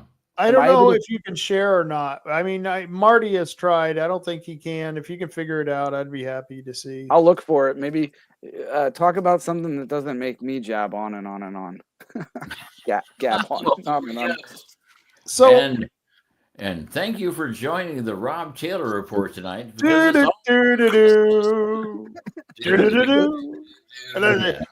back to Johnny. Johnny, what's up, man? Yeah, I'm Dr. Johnny Fever, and we're doing all Chris Castle tonight. So you guys are stupid. We are. We are. It's funny. The more I drink, the stupider I am. Yes, it's amazing. And the stupider I is, the more I drink. The more I drink, it's an amazing thing. I'm in YouTube here, and I clicked history, and it's like, boy, the FBI would love to get a hold of this. Sorry, well, let's guys give us some comments. Hezekiah Wallace says, I think Bob is upset that he lost against a guy who is a sex offender sympathizer. Meaning that's not that, me. No, he's talking about Drew Farmer, and Drew Farmer being supported by Sal Carruthers. Oh. And Sal Carruthers being the known sex offender, Sal the sex offender. Don't we have a graphic for that, where Oregon is like the third most populous state for sex offenders? I think I gave you a graphic for that one. I think I may have that. Okay. Well, anyway. Could you guys hear that? Hear what did it sound like? Wow. That's loud. What are you talking about? It must only be playing on my side. It was them yelling in the commissioner meeting. I think I got it. We'll see if I can present it. But yeah, we're not hearing anything. Yeah, nothing on my side. We need to call our IT support specialist. Did you want to continue on this, or did you want me to throw mine up there? Throw yours up. Crazy. There. Okay, we'll come back to that because that graph is crazy, or that graphic. Yeah, Mike. It is graphic, very graphic. A graphic. Graphic. Uh-oh. Share. Can you see that? Oh, wow. Is that being showed on your screen? Backslides? Oh, here you go. Are you guys able to hear that playing? No, I can't hear it play. Oh, I can no. hold on. Let me see. No, but I can see you sharing your screen. Whoops. Not hearing anything yet, but getting there. Still no audio. Still no audio. Damn. Not yet. Let me try and do it one other way. Man, I tried to do that. We did a live stream like 2 weeks ago, and I tried to do the same thing. And for some reason, the audio doesn't work from YouTube. I don't know if that's like I don't know what that is. But Audio is one of those things that I still have trouble with. And I pulled it off, and then I'm going to pull it back on. okay. Did it come back up?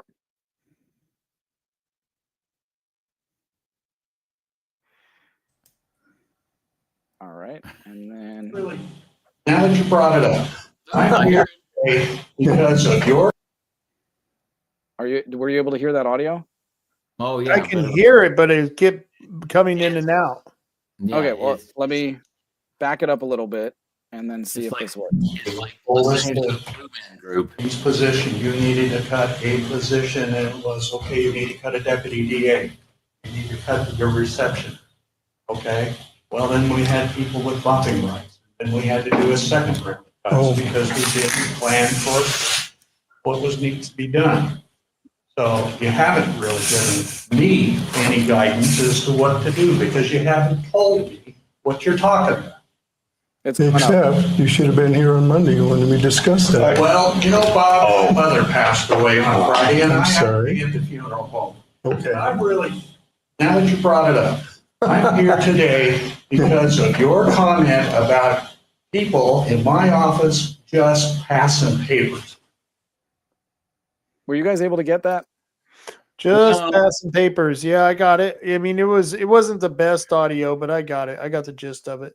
Well, here's the thing. Here's what I got out of this. It's like somebody who was standing, a bald-headed guy in a suit, was standing there bitching about the fact that he wasn't getting any money, and he was like going, and Bob Main was like going, well, why you here? And he's like going, well, my mom just died. And I was like going, what am I supposed to get out of this whole conversation here? It was just a very weird, tense moment. You've got two public officials arguing over why they weren't in the meeting, and it was essentially the result of someone's mother passing away, and just no one giving respect to one another. They weren't adults. It was crazy, and it goes on and on for like 15 minutes. And Perry Holman, a citizen, had to stand up and put an end to it. He just stood up. He's like, "Are we adults here? What is going on?" Because it took 15 more minutes from this point forward to the point where Bob's yelling at him, telling him to sit down, and it's just crazy. Our government is dysfunctional, is the point. Yeah, I was looking at the Rod Taylor cam, and I was like going, Rod Taylor was like going, and this is what we're doing here. Yep. I mean, it's like, I mean, Exactly. I'm looking at all the mini cams, and I was like going, every time I've been in a board of commissioners meeting, it's like there's always people that are complete idiots that are like yammering about something. And Well, it's like, this was I could totally see this because Bob's been confrontational with people and he's getting worse. Well, he has been getting worse because he knows he's leaving. He's out of the building and he just doesn't give a crap. And I think that I don't know, he lost the election. He lost the tax levy twice in the same year. I don't know why they put it on the ballot again. It was stupid. And so he's got to be dragging the bottom. And so he wants to get out as much as he can before he gets out of office and is out of striking distance. And that's pretty much what's going on with Bob right now with a lot of people in the county. And it's payback. It's payback. And, a lot of the people in the county are taking it as payback because they felt like they took the brunt of a lot of other cuts when cuts were made years in the past. and now they're being asked to cut a little bit more, and they're upset about it. But I don't know. I'm one of those people who believes that government should be cut to damn near nothing. You know what I mean? And you just find another way of doing it. You know, and I'm actually a big fan of the whole idea that, you know, he was essentially like defending the fact that he was like trying to do the best he could with the materials given, and he wasn't given any materials that he could work with. So You mean the DA? no, no, no. Well, the DA or Bob Bain, either way. I mean, it's like, you know, you look at the amount of effort that Bob Bain has done trying to, you know, keep conservative values working in Coos County. And and the DA. I mean, it's like, oh, I feel so bad for the DA because it's like he was Don't never lose your given. human suit. Come on, guys. Come on. Well, how do you mean? I don't know, man. I don't know. We're watching two guys just lose it in a meeting, and they're losing their humanity, is what it Yeah. was. You know, like they just don't even have. And I get it. I get what you're saying. There's all this background. You know, there's Bob did do some really good things for this county, and I think he's upset that it came to the end that it did. But we got to move forward. He should have been working this whole time to find a replacement that Right. would be suitable for Coos County, and he didn't. And I don't know why, but he didn't. So Right. we got to move on and focus on the task ahead of us, which is Right. We can't more than- change it. And it makes me mad when people, they want to live through all the past and what we could have, would have, should have done. And it's like, let's focus on what we have now. This is what's on the field. This is what we're playing with. Let's go. And, that's the game in politics. It's you get out there, and we got Drew Farmer we're going to have to deal with. Maybe good, maybe bad. I don't know. Sometimes they're surprising what happens, but he's really getting a shit pie, if you ask me. Drew Farmer is being handed a huge mess, and I don't know what he's got up his sleeve that he thinks he's going to be able to get out of this. But yeah, it's I don't think it's going to, there's nothing that I think he can do other than try to raise taxes, put a fee on this, put a fee on that. And I don't know where they're going. But Friday there was a meeting, and that was today, where they were trying to unite with Curry County. And I want to tie this up from where we started over almost 2 hours now. Yikes. Curry County and Coos County thought that they could work together and somehow unify the counties in certain ways where they can eliminate repetition, redundancy, and whatnot. And I don't know, it didn't sound like much came out of the meeting, but that was the one where Rod Taylor read that nice little question, or not even a question, but a response that you had for your 3-minute public comment. So why don't you tell us what you took from the meeting today? What did you think? Oh, hold on. What the hell are you talking about? There was a meeting today at the Board of Commissioners meeting, and Chris was watching the meeting. He was there at the work session. Perry Holman was there and actually spoke up. Oh, okay. And So Chris, while you're explaining this, tell us, what was the disconnect between you and Perry when you were talking on the phone, and then left to have Perry talk? Tell us what happened. I'm sure everyone's interested. It was just Perry's a friend of mine, so we were chatting like during the meeting, kind of just like play by play, like how's it going, and he realized that they were going to take virtual public comment over, like, first before public comment in the room, and he was like, "Hey, you're going to steal my thunder." So when they asked for my public comment, I just said, "Hey, if there's a Perry Holman in the room, let him go first, because I think he's got something to say." And they actually did. They let Perry go first, and then they came back to me. So that's all it was. And Perry, I thought Perry was gonna say something that the same that I was gonna say, and he didn't. We were on two totally different ends of the spectrum, which is good. See, like, friends can be on different parts of the spectrum and work in parallel and do these things together. So Well, no, I think it also proves texting doesn't always send the whole message through, and texting can be confusing. So yeah. no, but no, the meeting this morning. So to set the stage for people who don't understand, we obviously been going through this budget crisis for about 20 years here in Coos County, and law enforcement problem has been here for decades. And recently, it's come to another apex because they're cutting law enforcement. They voted a couple weeks ago to close the jail. That's the video we were just watching. That was during that meeting, and they were fighting about it, and reduce the number of prosecutors and reduce patrol and essentially defund law enforcement. Imagine that, a conservative county defunding law enforcement. So anyways, I had presented some ideas, some solutions that I thought could prevent that in the short term and the long term.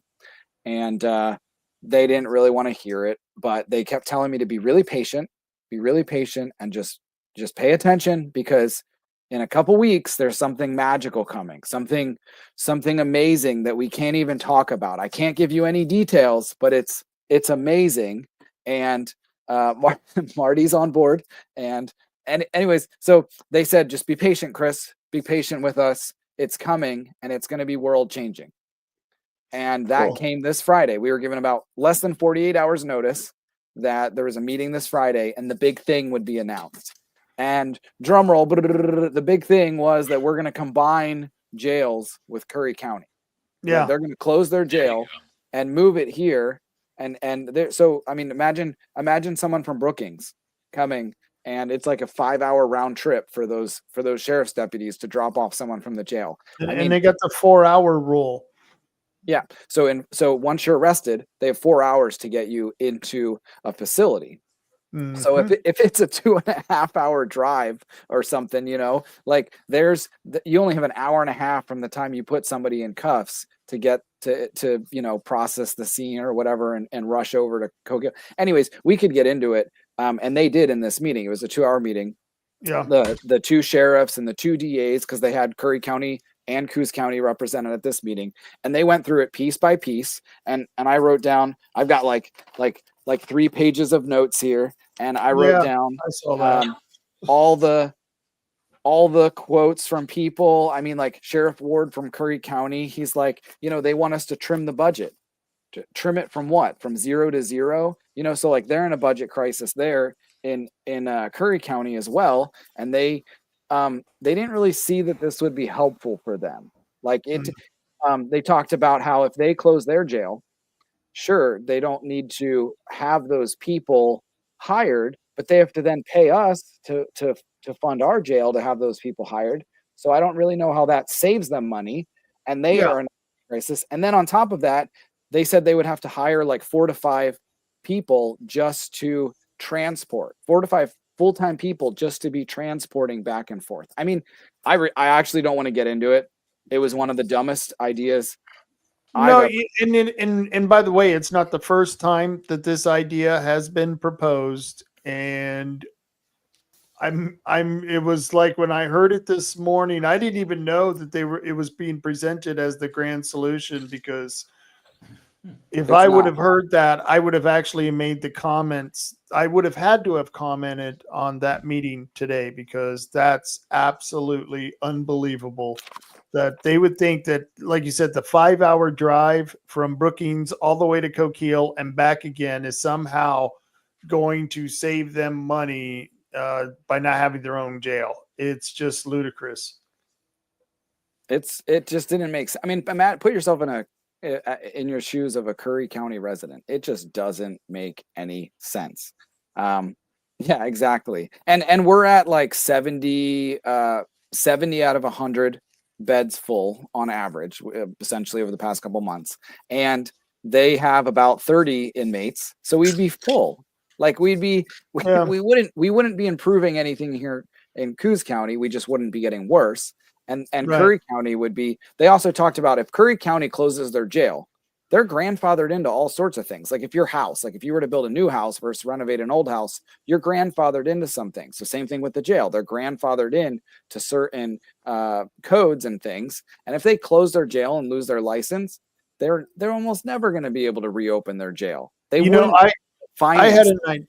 I had an idea. We'll use the CAT, the CCAT bus transit that goes from Brookings all the way to Eugene. I think it actually goes all the way to Portland, and we'll use that to transport these dangerous criminals. I mean, the people on board will be fine. You'll be fine with that. Marty, you take mass transit, you'll be okay.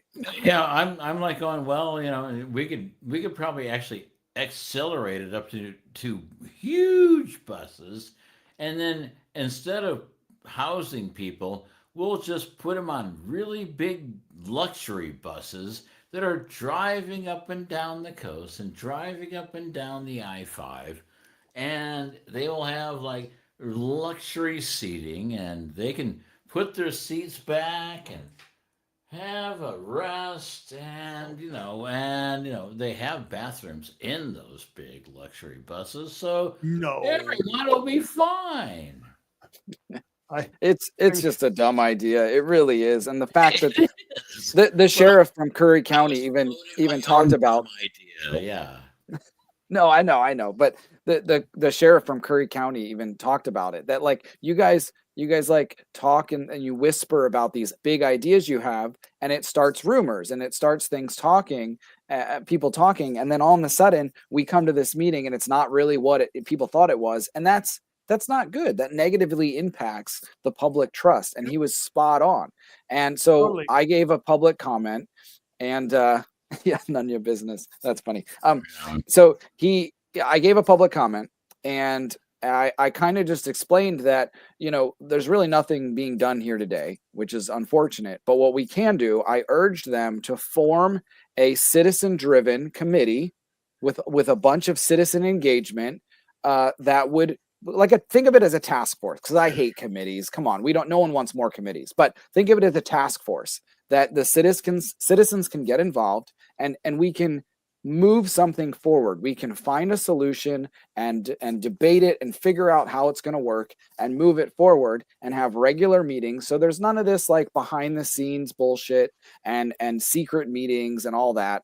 And they essentially, so the DA spoke and he said that we have a committee, and he mentioned some name of some committee that I've never even heard of. And he talks about it and he says, that's the committee. And they meet and that's the end of it. And Rod said, yeah, you're right. That's the committee. And it was just crap. And I don't know if you want me to read this, but I can read the comment. No, because thank you for reminding me. That was the most important part of this meeting, was this secret committee that I'm sure it really wasn't secret. We could have found it if we just looked in the right book on the right shelf somewhere back in the corner. But yeah, it's totally. I thought that was just incredibly interesting when you brought that up.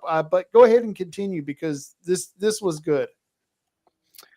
Yeah, I mean, so I given a previous public comment. I don't remember what it was because it was just off the cuff. But I talked about how you've got, the levy that failed, like I mentioned earlier. You've got 65% of Coos County said no, and they're not represented in the room. And then when they mentioned this committee, we're not represented in that committee. He mentioned that it was like several law enforcement personnel, and it was a committee I've never heard of. So anyway, so Commissioner Taylor allowed me to type in a comment, because I don't think they wanted me to go on and on and on. So I typed in a comment and he read it, and this is what it was. I said, I think my point was missed entirely by county leadership.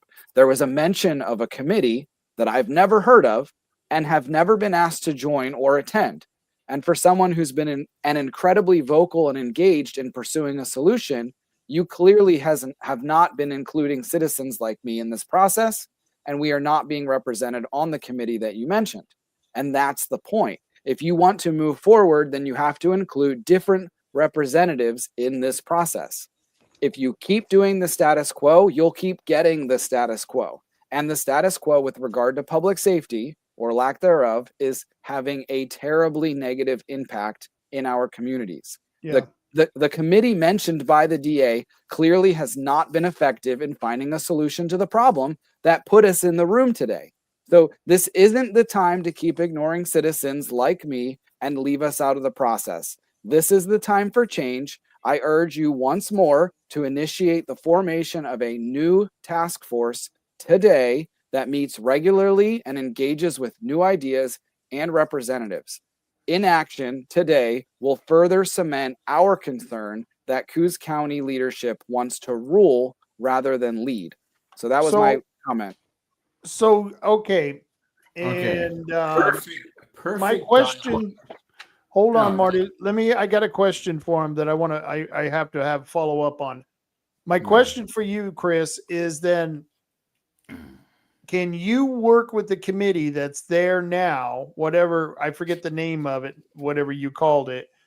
Can you work with that one, or do you have to create a new one? Because I wasn't sure or clear on that issue, because it sounded like the committee that was the one that you didn't know about kind of did what you wanted your committee to do, doesn't it? Doesn't it do almost the same thing?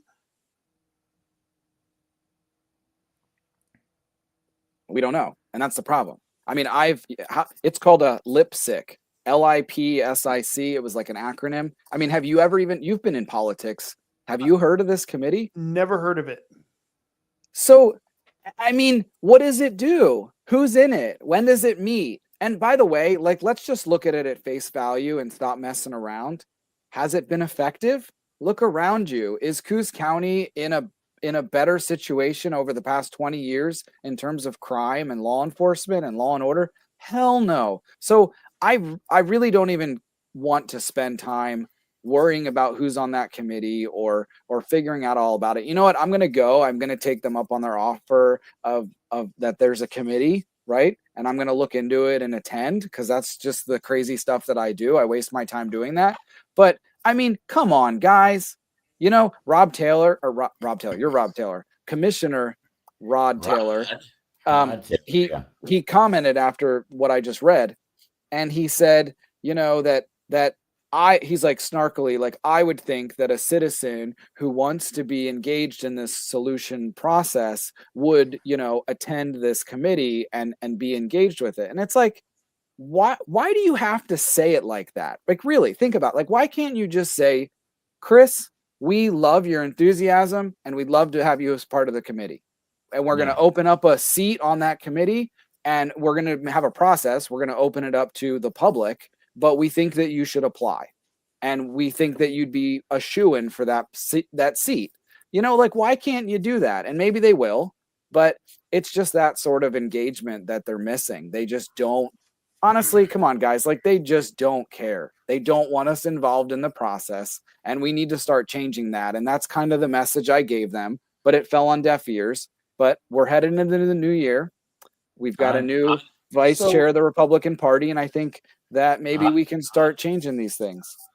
Oddly enough, took me a while to get into this conversation, but oddly enough, yes, they do want to hear that. And they do want to get engaged in that conversation, but there's a certain amount of,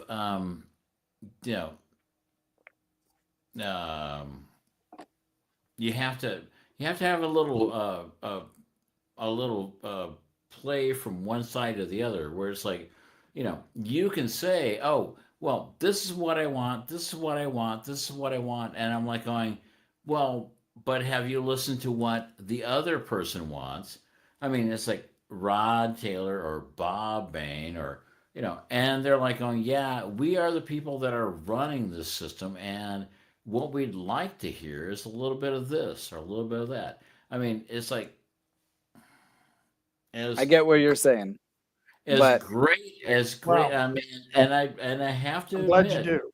what you said was perfect. You said a great piece, but what it didn't involve was the fact that there are a lot of people that are entrenched in the life that they'd already been in, and it's like you have to lead them into how your idea is a good idea. And it's like, well, great speech, but how'd that bring in some of us old geezers? Fair criticism, sir, and I do try and work on that, and I will challenge myself to be more friendly and welcoming and helpful to the people who are entrenched, as you say. So the entrenched ones. I will help guide them for sure. It's But we have to yeah. realize, we do have to realize that we are dealing with real people's lives, businesses, I know. families, livelihoods, and this isn't something to hold off on just for someone's feelings. Oh, I know. I'm sorry, that's not my role in this play. You know, my role here, I don't give a shit about people's feelings, and we need to start righting the ship and taking action around here. We are in a world of hurt in our society right now, and I'm sorry, I don't have time for people who don't get it, who aren't logical, who don't know common sense, who aren't intelligent. Well, let me give you my take on this. That is not going to work out well for you because here's the whole thing. You're only going to be dealing with people that have no logic and no common sense and no idea that anything they do has any meaning. And it's like, and we are doing all this work to try to make sure that those people aren't going to be thrown under the bus. And I'm like going, oh. Well, we'll see. We'll see how it works out. I think this year will be a lot different. On this. And this goes back to talking about how I don't have a problem with them cutting the sheriff's department down to one pot. I have no problem with them having to lay off deputies. I don't have a problem with them having to cut any other non-essentials throughout the county. I have no problem with that whatsoever. That, in fact, is what I voted for when I voted against the levy. And I think that's what a lot of people voted for. And so going back to talking about this this committee and how Rod Taylor kind of was snarky to you because, not getting involved in stuff. Oh, God, now I forget where I was going with this as well. Oh, I know. So now we've got, this is the thing. This is, okay, hold on, Marty. So I remember now, we just had that vote. And the reason I voted against the commissioners is that I believed all along that if we break one of these districts, one of these taxing districts, not so much break, but get them to the point where they're on the edge, then you can negotiate with these people. And that's what you're going to be able to see going on in the future. You're going to be able to find that these commissioners are going to be more willing to take other people's ideas because of the fact that they're broke. They don't have anything to deal with. And so we may have an upper hand here now going forward. And I don't know, Chris, what do you think of that when that's kind of the way I see it now moving from here on out? I could agree with that pathway. I'm working on like 6 or 7 different pathways all in parallel at the same time.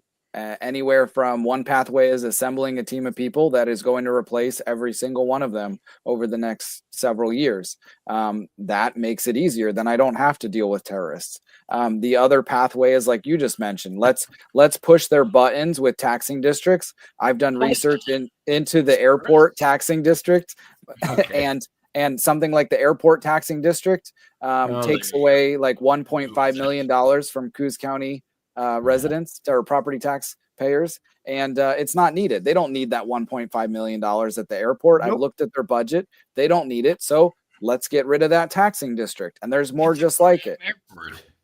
We can do that, I believe, through a county-wide initiative. We could get rid of that taxing district. We absolutely can, and we absolutely should. So look for that. I don't want to promise anything, but it would be really neat that if that was on the May ballot, along with all the school board elections and things like that, along with maybe some other taxing district like reductions. Maybe you don't need to get rid of all of them. Like maybe the SWAC, the community college, is reduced in half, something like that. And we'll see what happens. If we can reduce those property tax bills in areas that aren't really as high priority and necessary, maybe we can fund law enforcement, which I know you do believe, Rob, that it is important. It's just, I get it. I'm with you that it's just not being managed well. Our budgets are not being managed well. So Marty's trying to get in here. Marty, get in here. What you're are a little you doing, sauce, man. No. I'm like, we need to support our sheriffs. We need to support our law enforcement. I mean, I'm fine with that. I'm just like going, there are so many inefficiencies in our government and the county level, the state level, the national level. I mean, it's like we need to take away and it's like, oh, okay, well, 80% of our budget is doing DEI. I'm like going, shouldn't we be like arresting people or something? You know, it's like let's concentrate on what the money should be going to, and not concentrate so much on oh You're right.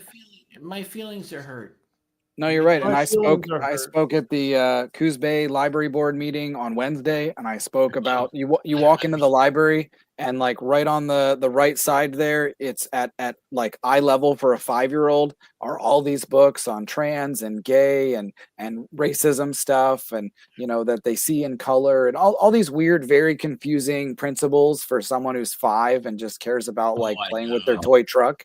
And so I talked about that, and man, did it fall on deaf ears. It's like what a a big room. surprise. Yeah, Honestly, it was surprising. I was like, wow, this is awkward. yeah. I went in and I photographed the tampons in the men's room and talked to them about that.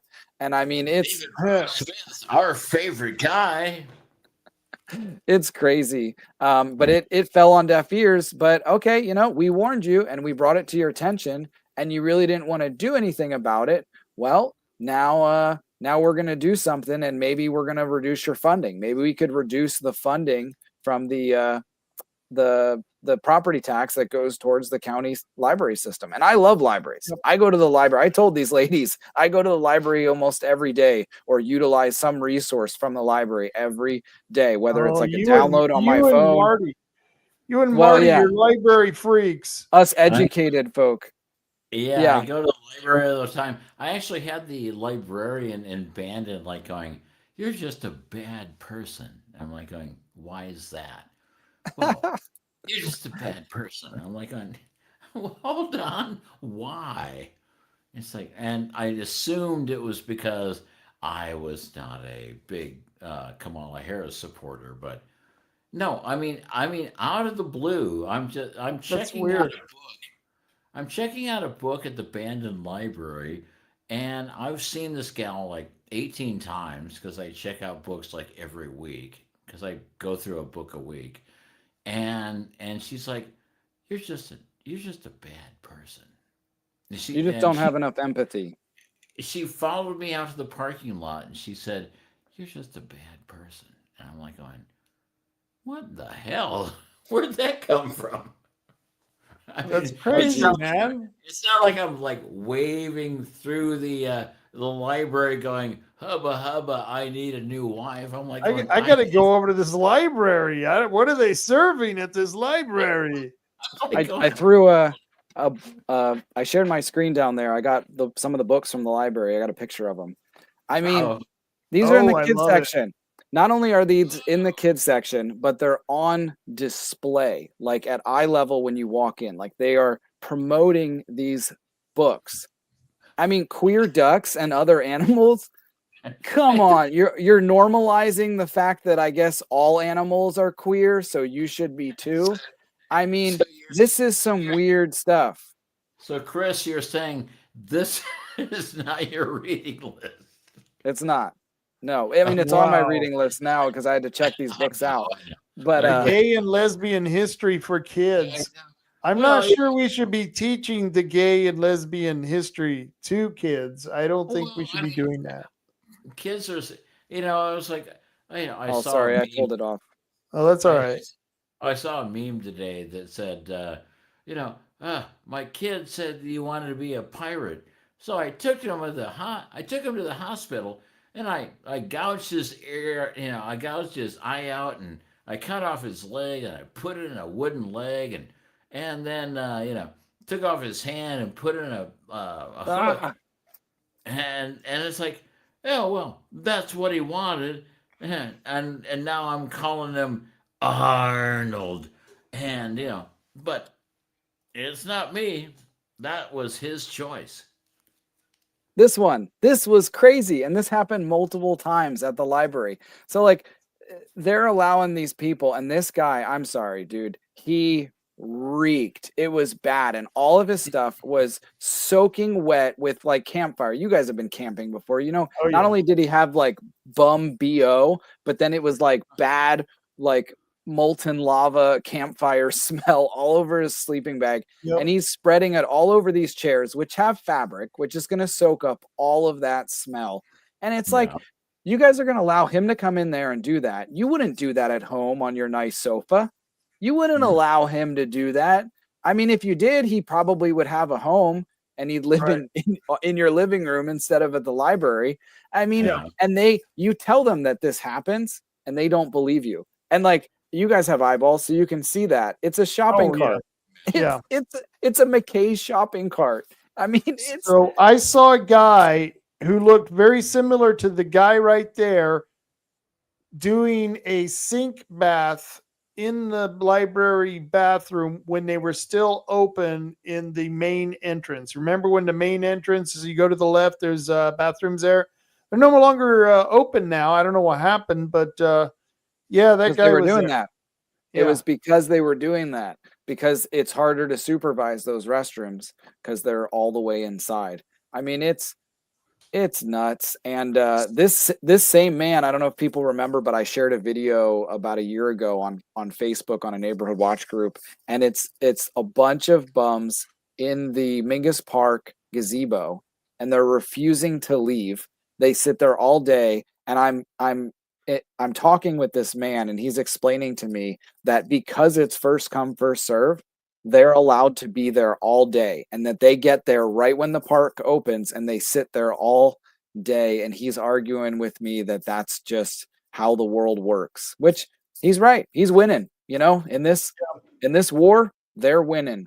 So we got to do something about it. And unfortunately, it starts with going to the library board and talking to 10 old ladies about gay books and smelly bums.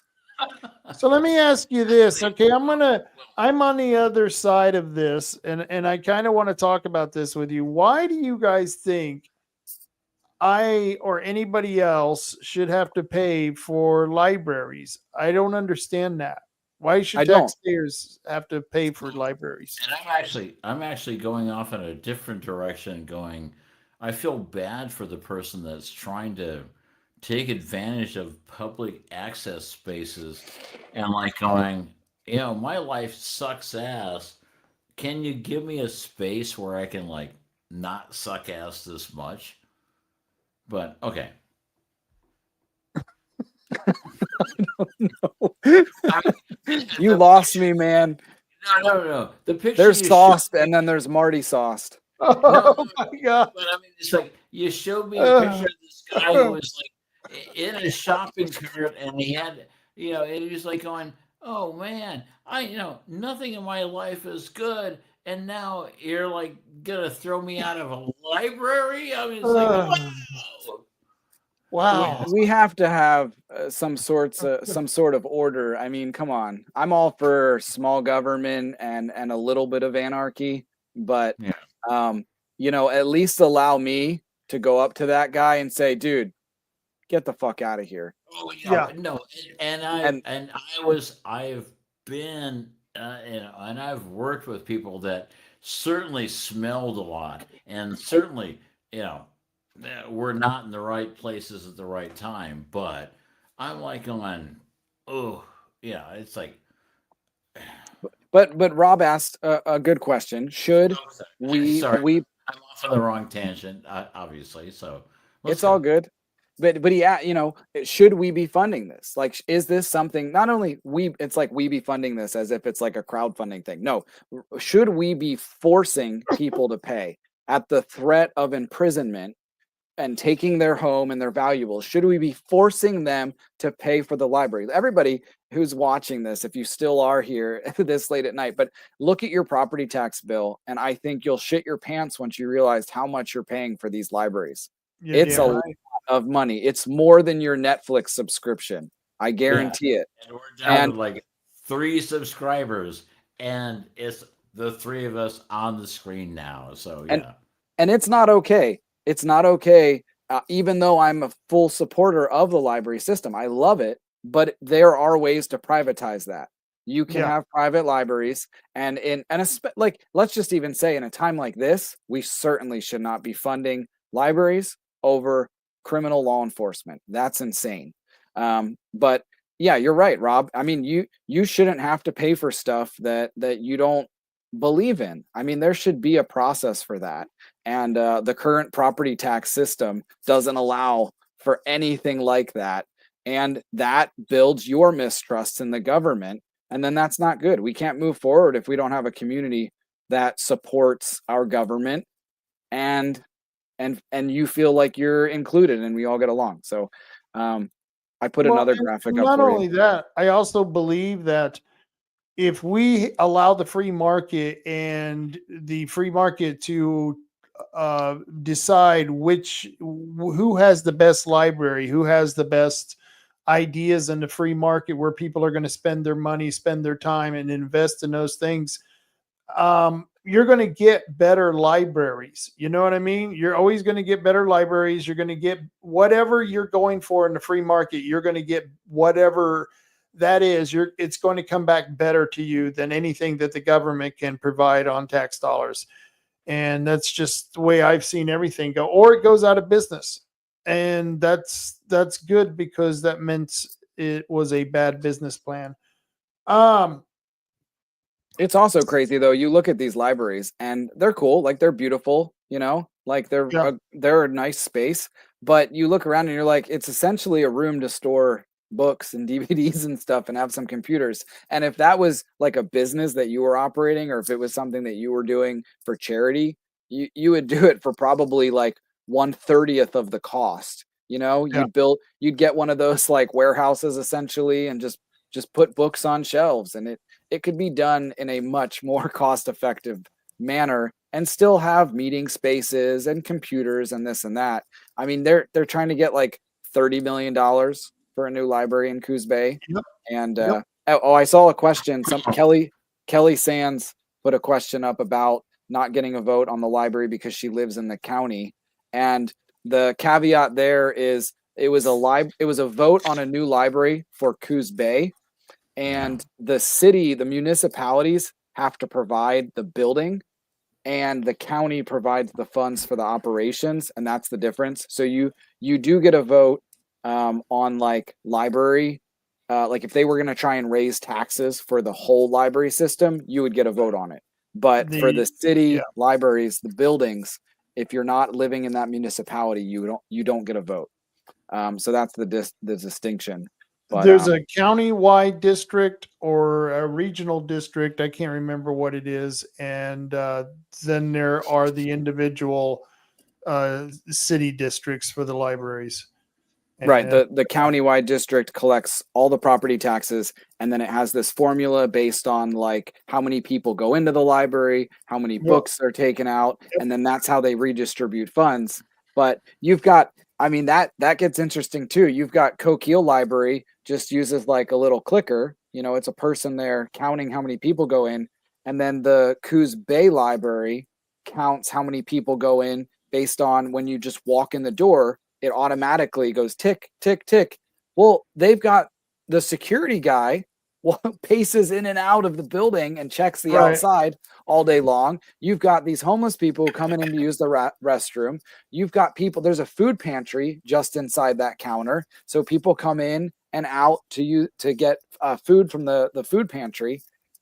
Come on, people. They're upping their count because that count is money for the library. And if you look, the libraries with the higher counts are the ones that look a little nicer, and that's bullshit. But so let me ask you this. Did you see when they were trying to either change the formula or vote to keep the formula on the Board of Commissioners, and you had the two different library districts? I think it was Bandon and Coquille fighting out over which formula they wanted. Were you there during that process?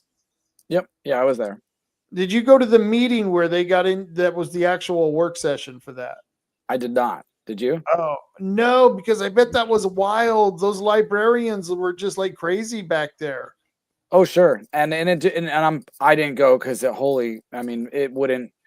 wouldn't reduce our impact as property owners, other Right. than like maybe redistributing to maybe hopefully some more rural libraries. But I mean, they're not going to listen. The commissioners don't listen. So the library ladies certainly aren't going to listen. And they're talking about an Excel spreadsheet that redistributes funds based on counters. I mean, it's crazy. Yeah. But anyways, I threw a graphic up there if you're interested. I shared it this morning on Facebook. This was crazy. I found it. I was doing some research, and it lists some of the highest cities for violent crime, highest violent crime rates, and highest property crime rates in our state by city. And you've got Coos Bay and Bandon juxtapositioned right next to one another. You've got Coos Bay, one of the highest violent crime rates, and Bandon, one of the lowest violent crime rates. 30 minutes apart, and that is wild. And no, you motherfuckers stay out of my city, man. We're watching you. We got the latte police down here. We'll tell you why, man. We've already figured out we have no police here, so it's like, and we draw guns and we shoot them, and then we go, oh, maybe we should have thought about that first. Actually, Bandon has a lot of police. Bandon has a lot of police out here. It's surprising. They can't do anything with anybody, but they got a lot of police. And this graphic doesn't surprise me. Coos Bay right now, it's pretty bad out there. Chris, here's one of the problems with these type of surveys is that a lot of the cities stop reporting, and it skews the numbers. Like North Bend, I think, was one of those who stopped reporting.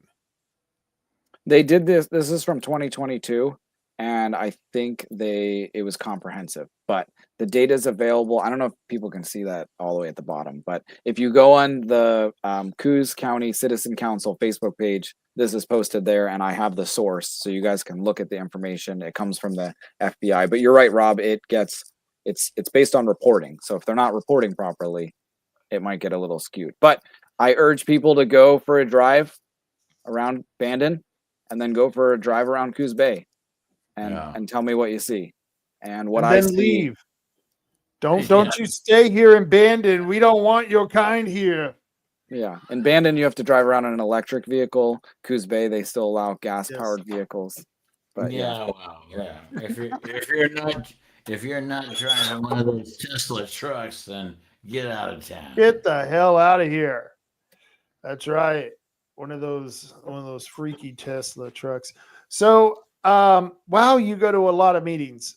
I mean, that's dedication. And the thing is that they're all connected. They're all linked together in one way or another, because what you're fighting against is what many of us are fighting against. And I don't even know if the other people who are fighting against some of the things we're fighting against have putting it all together, that there is a force out there that is just working against the best interest of the people, and they're working for the best interest of government. And that's not what our elected officials were supposed to do.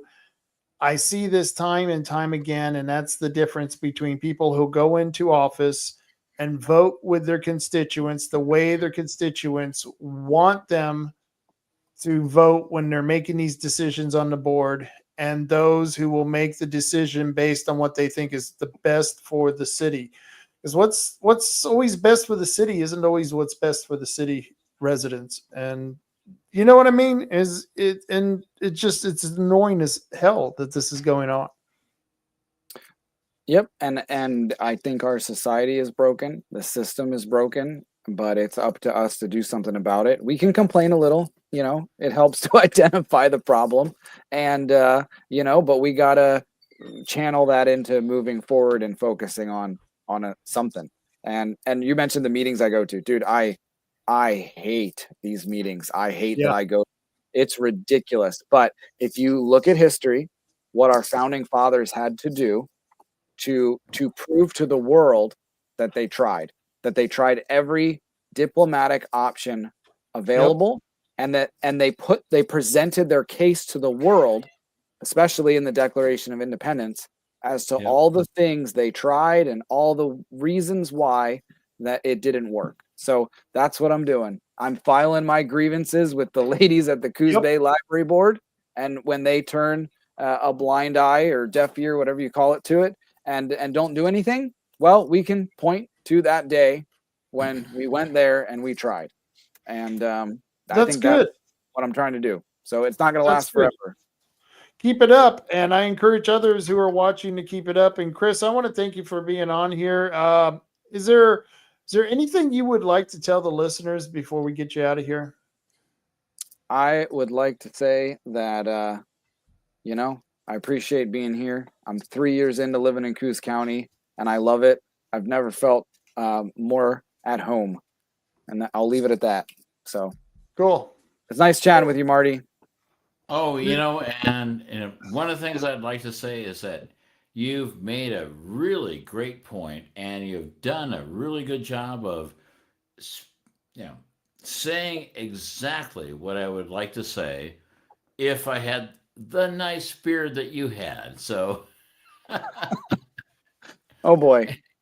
But the whole point is that we are all fighting together to make sure that we have election integrity and we have the constitutional republic that we are supposed to have, because every time I get some, well, you're a threat to democracy, I'm like going, well, of course I'm a threat to democracy, because I'm a big fan of the constitutional republic.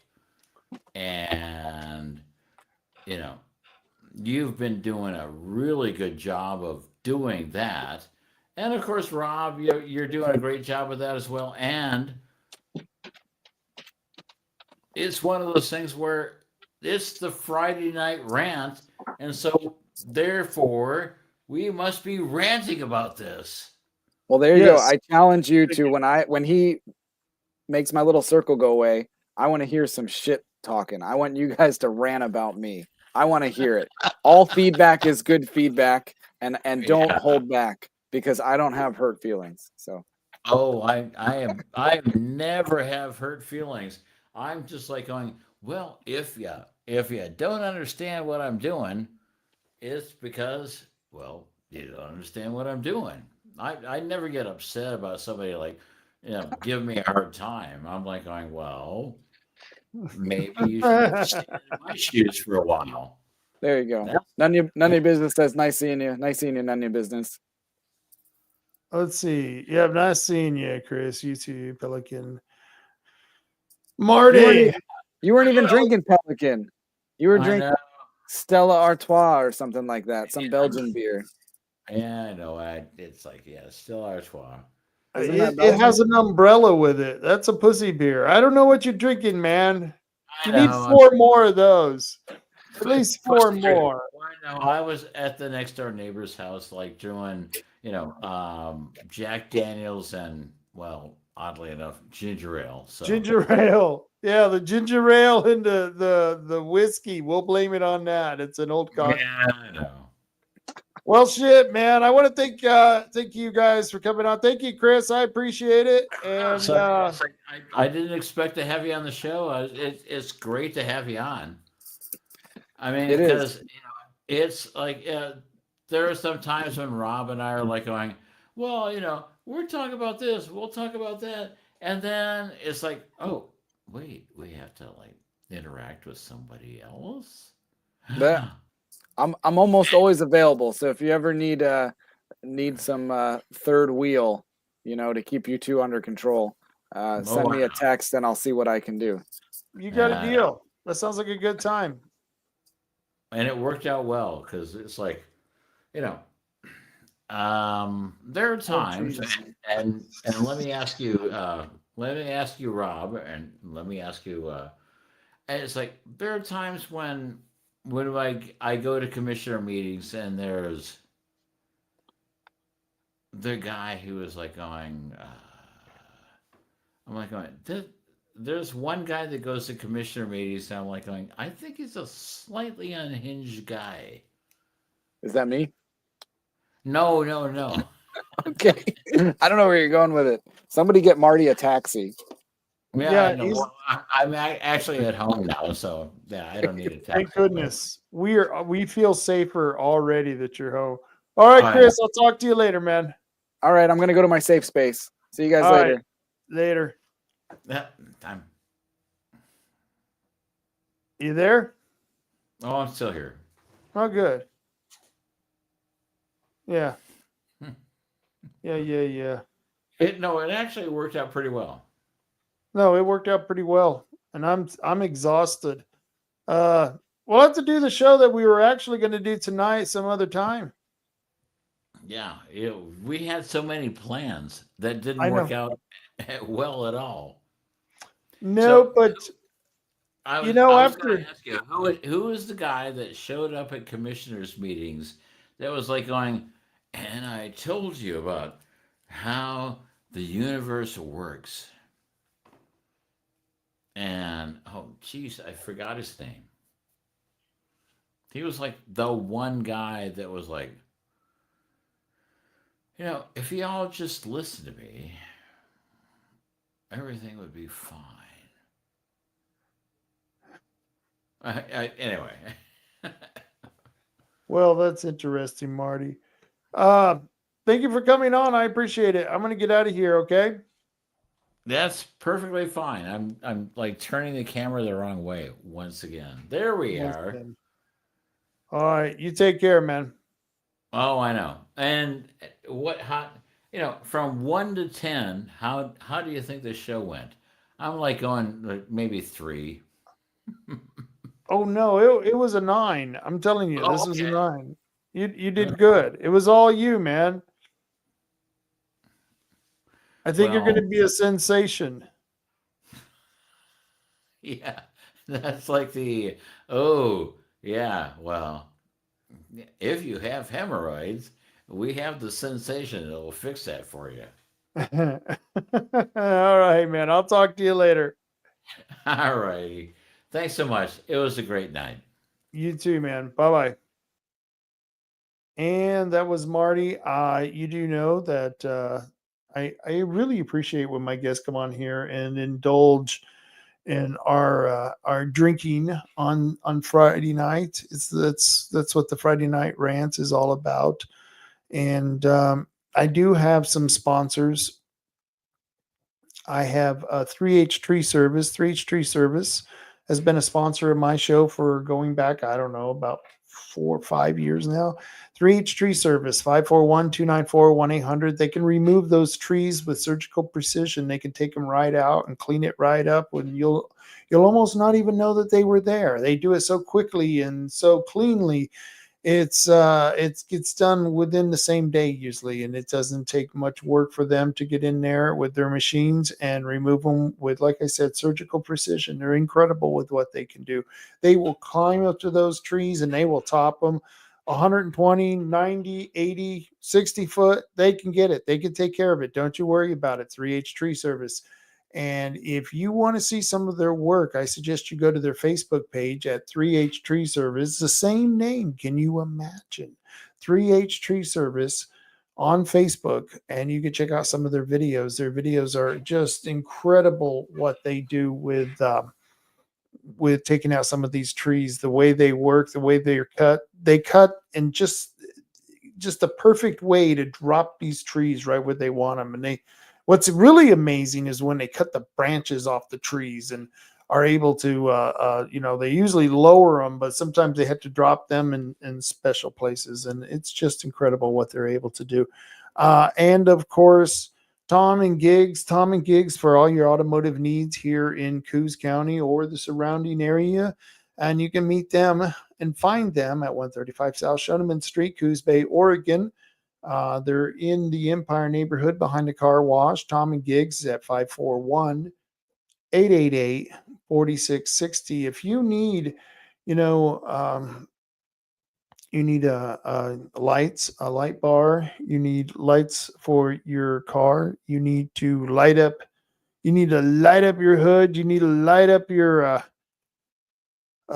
fenders. You need to light them up.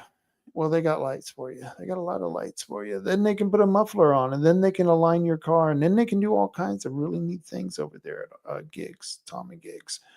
And you can go talk to Tim and Shanna. They're the owners over there. Great people. 135 South Shoneman, 135 South Shoneman Street, behind the car wash in Empire neighborhood. Tim over at Tom and Gigs. His phone number is 541-888-4660. Really good place to go. I tell you what, I take my vehicles there quite often, and I'm always satisfied with their work. Herbal Choices is the choice for all the people with your herbal needs. If you have herbal needs, then you need to go to Herbal Choices. They have 5 different stores that you can go to. There is one in Reedsport on Highway 101, one in North Bend on Highway 101, one in Coos Bay on Highway 101, and one in Bandon, south of Bandon on, you guessed it, Highway 101. Yep. 5 stores. Well, actually, it's 4 stores right there on Highway 101. They got another store. They got a 5th store in Charleston. And that's a really nice store because all their stores are really nice. Well-lit parking lot. They got a well-lit store and trained staff. Their bud tenders can take care of all your needs and answer most of your questions. So I highly recommend for your dispensary of choice, Herbal Choices. And of course, I don't want to leave out Oregon Firearms Federation. For all you people who still believe you have your Second Amendment rights, you do. You do. They're God-given right. No one can take it away from you. Therefore, we have to fight against those who would take those rights away from us. And one of those people who are helping stop that incursion on our Second Amendment rights is Oregon Firearms Federation, led by Kevin Sterrett. Kevin Sterrett from Oregon Firearms Federation, the only no compromise gun group in Oregon, OregonFirearms.org. Great place to go. Check out their newsletter. Find out what they're about. They're not my sponsors, but I want to let people know if you live in Bandon, you might want to go to the Bandon Gun Club if you're a gun owner. They have a 5-trap stand where you can take your shotgun out there, shoot some trap, and you can also on the same day go and try out your pistol on the pistol range. And they are accepting new members. Find out more at bandongunclub.org. That's bandongunclub.org. And Tiger Sports Park, at Tiger Sports Park Association. You can find them at tigersportspark.org. And they're over there by the dump on Highway 101. Instead of going right, you take a left on the, not off of 101. You take a right off of 101 and you keep heading left, not right, the way that takes you to the dump. Boy, I really screwed up those directions, didn't I?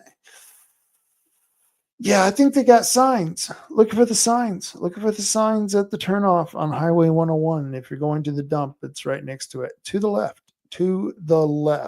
Tiger Sports Park.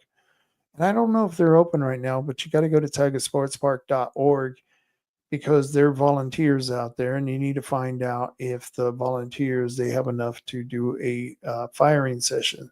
So, just so everyone knows, I just thought I'd tell you. And I want to thank everyone for joining me. That was really interesting. Marty.